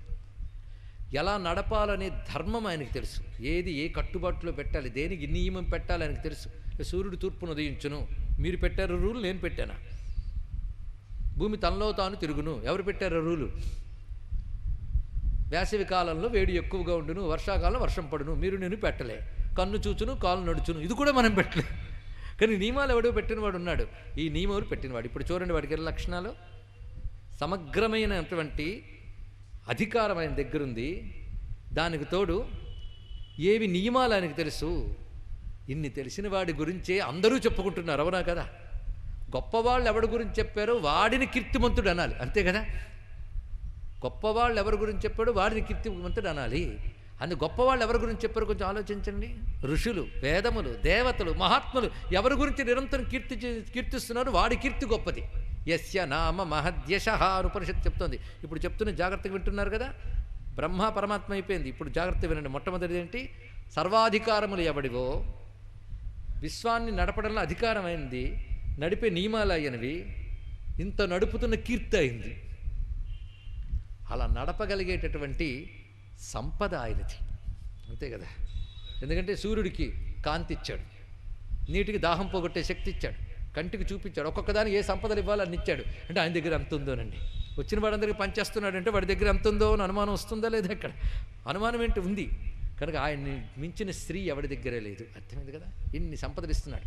అంతేకాదు, ఇన్ని సంపదలు ఎవడికి ఎప్పుడు ఎలా ఇవ్వాలి, ఎప్పుడు ప్రపంచాన్ని ఎలా తిప్పాలి, అణువు మొదలు బ్రహ్మాండం వరకు ఎన్నిటిని ఎలా నడపాలని జ్ఞానం కూడా వాడి దగ్గర ఉంది, అవును కదా. ఇన్ని జ్ఞానాలకు తోడు ఇదంతా ఎందుకు చేయాలి అనుకుంటే మొత్తం క్లోజ్ చేసేస్తాడు. ఆయనకి ఇన్ని చేస్తాడు కానీ వీడు వేటికి అంటాడు, అదొకటి వచ్చింది ఇక్కడ. అందుకే ప్రపంచం తయారు చేసి ప్రపంచం ఏడుస్తుంటే తాను ఏడ్చి, ప్రపంచం నవ్వుతుంటే తాను నవ్వుతూ ఉంటాడా? ఆయన వీటి మీద ఏ పట్టింపు లేదు. ఇప్పుడు ఎన్ని చెప్పాను జాగ్రత్తగా విన్నారా? అన్నిటినీ నడిపించే అధికారం. వాటిని నడిపించగలిగేటటువంటి నియమాలు, అదేవిధంగా యశస్సు, సంపద, జ్ఞానము, వైరాగ్యము, ఈ 6 లక్షణాలని కలిపితే భగవాన్ అంటారు. ఇక్కడ వాడు భగవాన్ ఇది కథ్యతే, రమ్యంగా చెప్పాడు ఇక్కడ. ఐశ్వర్యస్య సమగ్రస్య ధర్మస్య యశస్శ్రియ జ్ఞాన వైరాగ్యయోశ్చైవ షణ్ణాం భగ ఇతీరిణ. ఇది మాట. అంతేకాదు 6 తెలిసినవాడు భగవంతుడు, మరొక 6 ఆయనకు తెలుసు. ఇది కూడా తెలుసుకుందాం. 6 అంటే 3 జంటలు. ఈ 3 జంటలు ఆయనకు తెలుసా, మనకు కూడా తెలుసో తేల్చుకుంటే ఆయన భగవాన్ అందామా మనల్ని భగవాన్ అందామా నిర్ణయం చేసుకుందాం. ముందు ఆలోచిద్దాం చక్కగా, పెద్ద శాస్త్రాల జోలికి వెళ్ళొద్దండి. మొదటి జంట ఉత్పత్తి ప్రళయం. ఉత్పత్తి ప్రళయం అంటే ఈ సృష్టిని ఉత్పత్తి చేయడం, లయం చేయడం.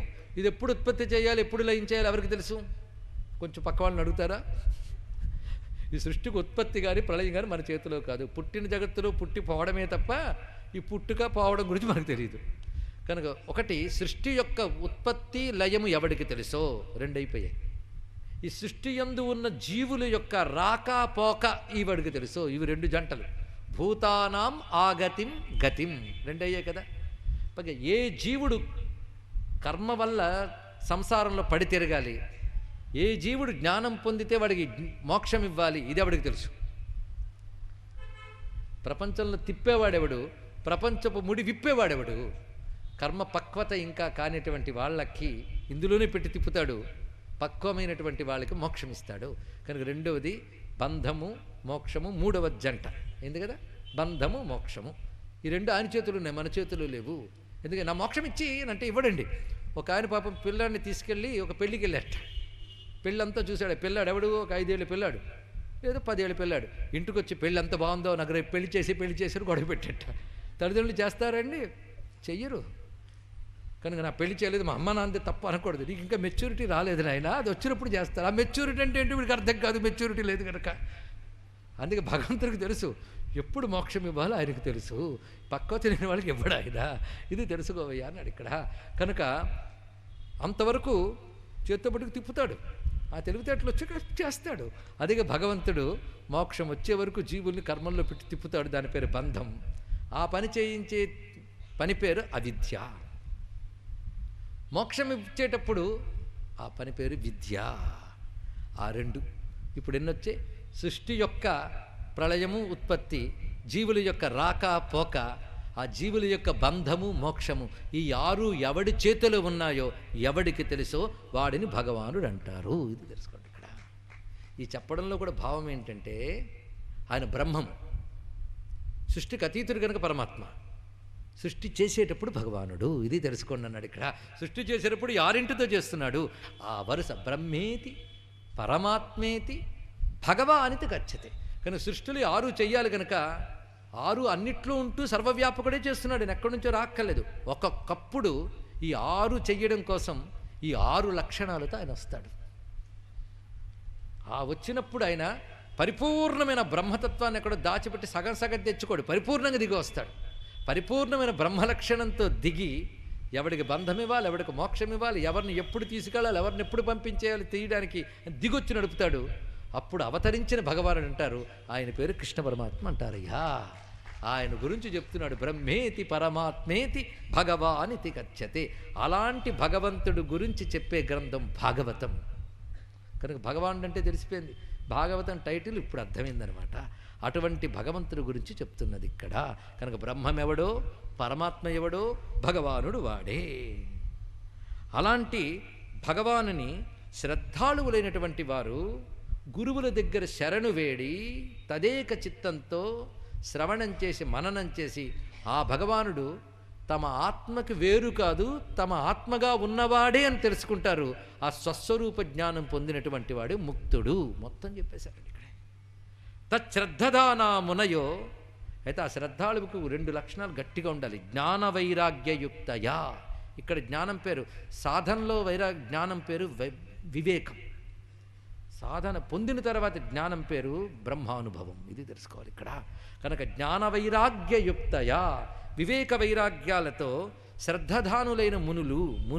ఇక్కడ ముని శబ్దానికి అర్థం ఏంటంటే శ్రద్ధ కలిగి గురువుని ఆశ్రయించి గురువు చెప్పిన దాన్ని నిత్య మననశీలురు మునులు. మననం చేసేవారు జ్ఞానవైరాగ్యంతో కూడుకుని ఈ చెప్పిన బ్రహ్మము పరమాత్మ భగవానుడు పశ్యంతి ఆత్మని. ఇంత కృష్ణుడిని వర్ణిస్తే ఎక్కడ కనబడుతున్నాడు మీకు? హృదయంలోనే కదా. హృదయంలో ఎన్నో కనబడతాయి. ఇక్కడ సినిమాని వర్ణించిన హృదయంతో చూడొచ్చు. అక్కడ మీరు చూస్తున్నది లేని సినిమాని హృదయంలో భావిస్తున్నారు. కానీ కృష్ణుణ్ణి హృదయంలో భావిస్తున్నది ఉన్న పరమాత్మని భావిస్తున్నారు. ఎందువల్లంటే కన్నార కనలేక కలరు పెరుంగక ఉన్న నిన్నే నేను ఊహించుకొనుచుంటి. ఇది దీని యొక్క భావం ఇక్కడ. కనుక ఇది కేవలం మిథ్యాత్మకమైన ఊహ కాదు, సత్యాన్ని మీరు ఇక్కడ భావన చేస్తున్నారు. ఇక్కడ లేదండి మరి కృష్ణుడు రూపము రేపల్లె ఇప్పుడున్నాయా? నాయన పంచదార చిలకైనట్టు పరమాత్మ కృష్ణ రూపంతో నీ హృదయంలో నిలబడుతున్నాడు కనుక నువ్వు పంచదారిని పట్టుకున్న ఆఖరికి ఆ పంచదారి నీదే అని తెలుసుకుంటున్నావు ఇక్కడ. ఇంత చెప్పి అలాంటి ఆ పరమాత్మ గురించి పొందేటానికి సాధనలు ఏంటంటే ముందుగా శుశ్రూషో శ్రద్ధదానస్య వాసుదేవ కథారతి. ఇక్కడ వాసుదేవ వాసుదేవ శబ్దం 10 మార్లు చెప్తున్నాడు చూడండి. వాసుదేవ వాసుదేవ. భాగవతానికి నాయకుడు వాసుదేవుడు, అంటే వసుదేవుడు కొడుకు, అంటే కృష్ణ పరమాత్మ అని అర్థం. ఆ వాసుదేవుడు ఎవడు? వసుదేవుడు కొడుకుగా కాకముందు వాసుదేవుడు. దానికి అర్థం ఇందాక చెప్పాం. వసన్ దివ్యతే ఇది వాసుదేవ. వసించి ప్రకాశించువాడు వసుదేవుడు కొడుకుగా పుట్టాడు. అంటే వసుదేవుడు కొడుకుగా ఎవడు పుట్టాడో వాడు వసించి ప్రకాశించే బ్రహ్మమే. మళ్ళీ చెప్పండి, ఆ బ్రహ్మమే వసుదేవుడు కొడుకుగా పుట్టింది. ఎడు తిప్పినా అదే ఇక్కడ తెలుసుకున్నాడు ఇక్కడ. కానీ వసుదేవుడు కొడుకండి, అందుకే వాసుదేవుడు అండి. ముందు అదే అనుకో, ఆలోచించు. వాణి ఇక్కడ పుట్టాడయ్యా. కనుక కృష్ణుడిని తలంచుకున్న ప్రతిసారి ఆ బ్రహ్మమే పుట్టింది. బ్రహ్మం ఏంటో తెలియట్లేదు, కష్టం. అవునా? తెలియడానికి నేను వచ్చానుగా, నన్ను పట్టుకో సరిపోతుంది. అందుకే అర్థం కాని అంతు చిక్కని బ్రహ్మము మనకి అందించడానికి తానే దిగి వస్తే దాని పేరు కృష్ణుడు. ఇంతకు మించి మరేం లేదు.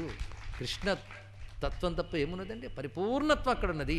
పరిపూర్ణ అవతారం అంటే బ్రహ్మతత్వాన్ని పరిపూర్ణంగా ఆవిష్కరించిన అవతారము. ఇది దీని యొక్క అర్థం ఇక్కడ.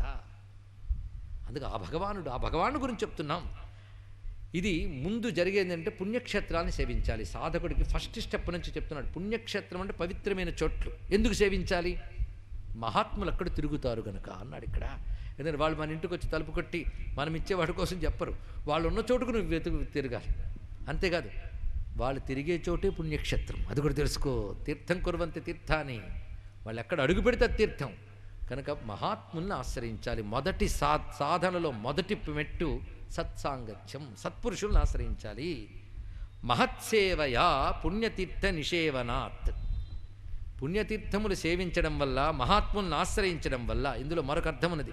శంకర భగవత్పాలు వారే వేదాంత సాధకులకి మొదటి పద్ధతిలో ఏం చెప్తారంటే స్థూల భక్తి ఉంటుంది, సూక్ష్మ భక్తి ఉంటుంది. స్థూల భక్తులు తీర్థయాత్రలు చేయాలి, క్షేత్రయాత్రలు చేయాలి. ఎందుకంటే నీలో పూడుకుపోయిన పాపరాశి దహనం చేయడం కోసం పవిత్ర తీర్థాల్లో స్నానం చేయడం, పవిత్ర క్షేత్రాల్లో దేవతాయతనాలు దర్శించడం, ఇవన్నీ చేయడం చేత ముందు పాపం పోతుంది. అప్పుడు నీకు సత్పురుషులు దొరికే యోగం వస్తుంది. ఇది తెలియాలి ఇక్కడ. ఎందుకు చేయాలండి? ఆ క్షేత్రాల తీర్థాలు తెలియక్కర్లేదండి అన్నాడంటే నువ్వు బాగుపడక్కర్లేదని వాడి ఉద్దేశం నువ్వు తెలుసుకో. ఇక్కడ చెయ్యాలి, తీర్థయాత్ర క్షేత్రయాత్ర చెయ్యాలి. మొదట ఇవన్నీ స్థూలములు కావాలి. వాటి వల్లనే సత్పురుషులు లభిస్తారు. సత్పురుషుల వల్ల శుశ్రూషో శ్రద్ధదానస్య, వాళ్ళ దగ్గర ఆశ్రయించి శ్రద్ధతో వినడం అనేది చేయడం వల్ల వాసుదేవ కథారతి. కూర్చున్న వెంటనే విష్ణు కథల మీద ఆసక్తి కలగదండి. పవిత్రమైన హృదయం కలవారు గురువుల దగ్గర శ్రద్ధతో శుశ్రూషతో ఉంటే వాళ్ళకి వాసుదేవ కథారతి ఏర్పడుతుంది. ఇది కావాలండి. వాసుదేవ కథారతి, కథాశ్రవణం కాదు, కథారతి. రతి అంటే ప్రీతి.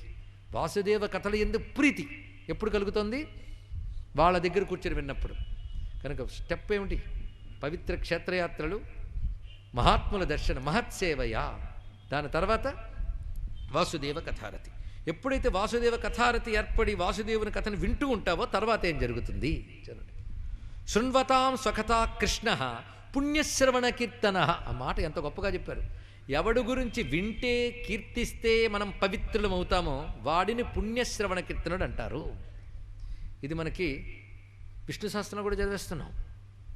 పుణ్యశ్రవణ కీర్తనుడు వాడు గురించి వింటే, వాడి గురించి పొగిడితే మనం పవిత్రులం అవుతామండి. అది ముందు. అలాంటి వాడి గురించి కూర్చుని వింటే ముందు మంగళం, అమంగళం తొలగుతుంది, మంగళం లభిస్తుంది. అప్పుడు ఏం చేస్తాడంటే ఆయన వినడం మొదలుపెట్టాక హృద్యంతస్థో హ్యభద్ర అని విధునోతి సుహృత్సతాం.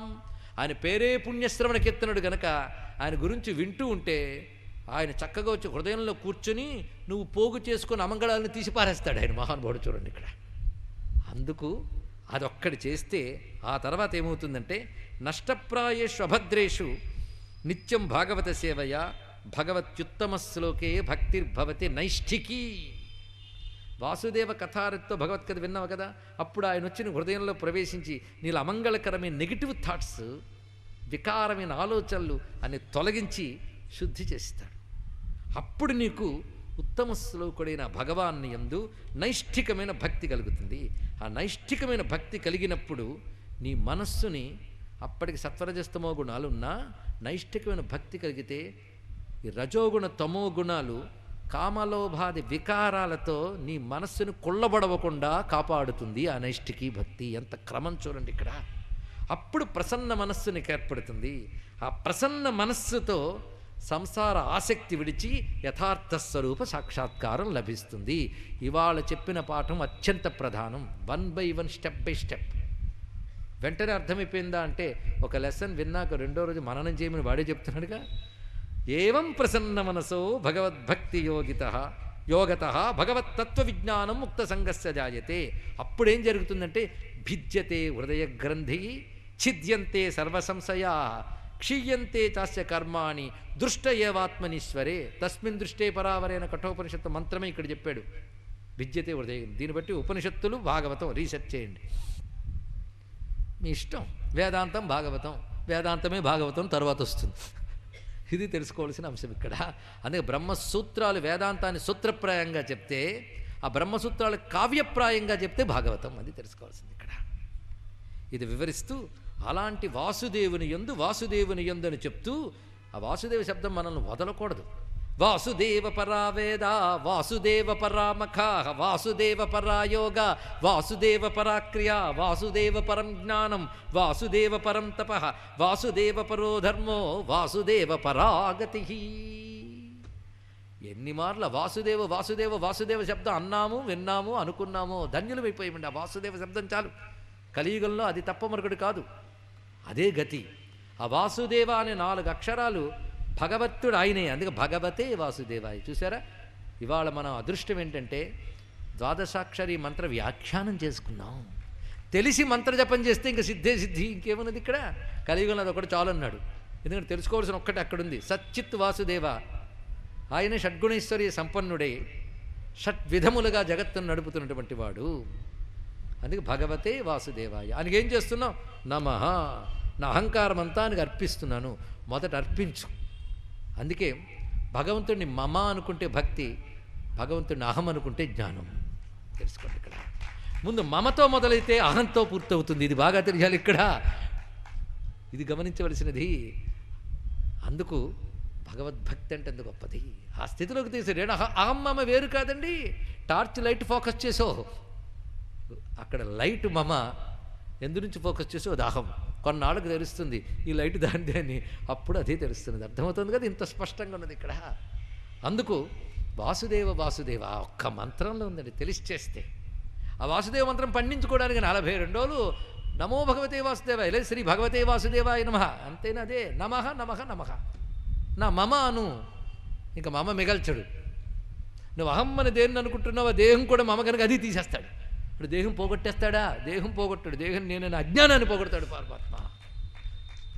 అదేనయ్యా నమః శ్రీ భగవతే నమో వాసుదేవాయ.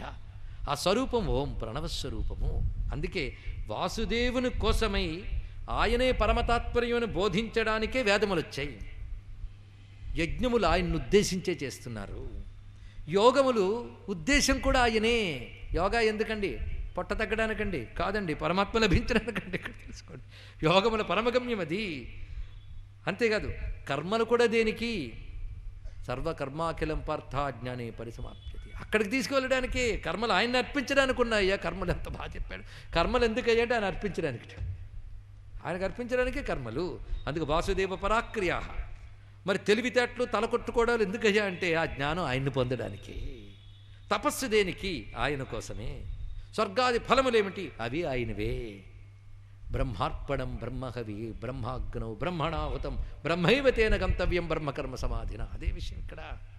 కనుక సర్వయజ్ఞములు ఎవరిని ఉద్దేశించి చేయబడుతున్నాయో, ఆ యజ్ఞముల్లో ఆరాధించబడుతున్న దేవతలందరూ ఎవరి స్వరూపములో, అదేవిధంగా యోగములు గమ్యమెవడో, వేదములు ఎవరి స్వరూపములో, వేదములకు లక్ష్యమెవడో, చిట్ట చివరికి వాసుదేవ పరాగతి, అన్నిటికీ పరమమైన గతి, అంటే దాన్ని మించి మరొక గతి లేదు ఏదో, అటువంటి స్వరూపము వాసుదేవుడు. ఆ వాసుదేవుని గురించి తెలియజేసే గ్రంథమే భాగవతం. వాసుదేవ విజ్ఞానం. అందుకే 12 అక్షరాల మహామంత్రాన్ని విస్తరిస్తే 12 స్కంధాల భాగవతమైనది అన్నారు ఇక్కడ. అందుకే భాగవతం వాసుదేవపరమైనటువంటిదయ్యా, అది గ్రహించాం. మొత్తానికి భాగవతం అంటే ఏంటి వాళ్ళు అయిపోయింది. ఇది భాగవతం. అలాంటి సత్ చిద్రూపుడు ఆయన ఏ పని చేసినా అందులో సత్తు చిత్తు కనబడుతుంటుంది. ఇది తెలుసుకోండి. అంటే శాశ్వతమైన వాడు, చైతన్య స్వరూపుడైన వాడు, దేనికి అంటనివాడు. ఇదే కదా భగవంతుడు. అదే అన్వయాత్ ఇతరత. దేనికి అంటనివాడు అన్నప్పుడు ఇతరత. సజ్జిద్రూపుడు అంటే అన్వయాత్. అదే ఆ లక్షణం ఆయన అవతారంలో కనబడుతూనే ఉంటుంది. అది తెలుసుకోవాలి. అందుకే ఆయన అవతరించినప్పుడు ఆ లక్షణాన్ని చూపిస్తాడు. దేనికి అంటకుండా ఉంటాడు, సత్య లక్షణాలతోనే చూపిస్తాడు. అది ఎలా అండి? భాగవతం విను, తెలిసిపోతుంది. కనుక భగవానుడు ఆ సత్య లక్షణాన్ని ప్రకటిస్తూ దేనికి అంటకుండా అన్నిటినీ సవరిస్తూ భూమి మీదకు వచ్చిన వాటికి అవతారాలని పేర్లు.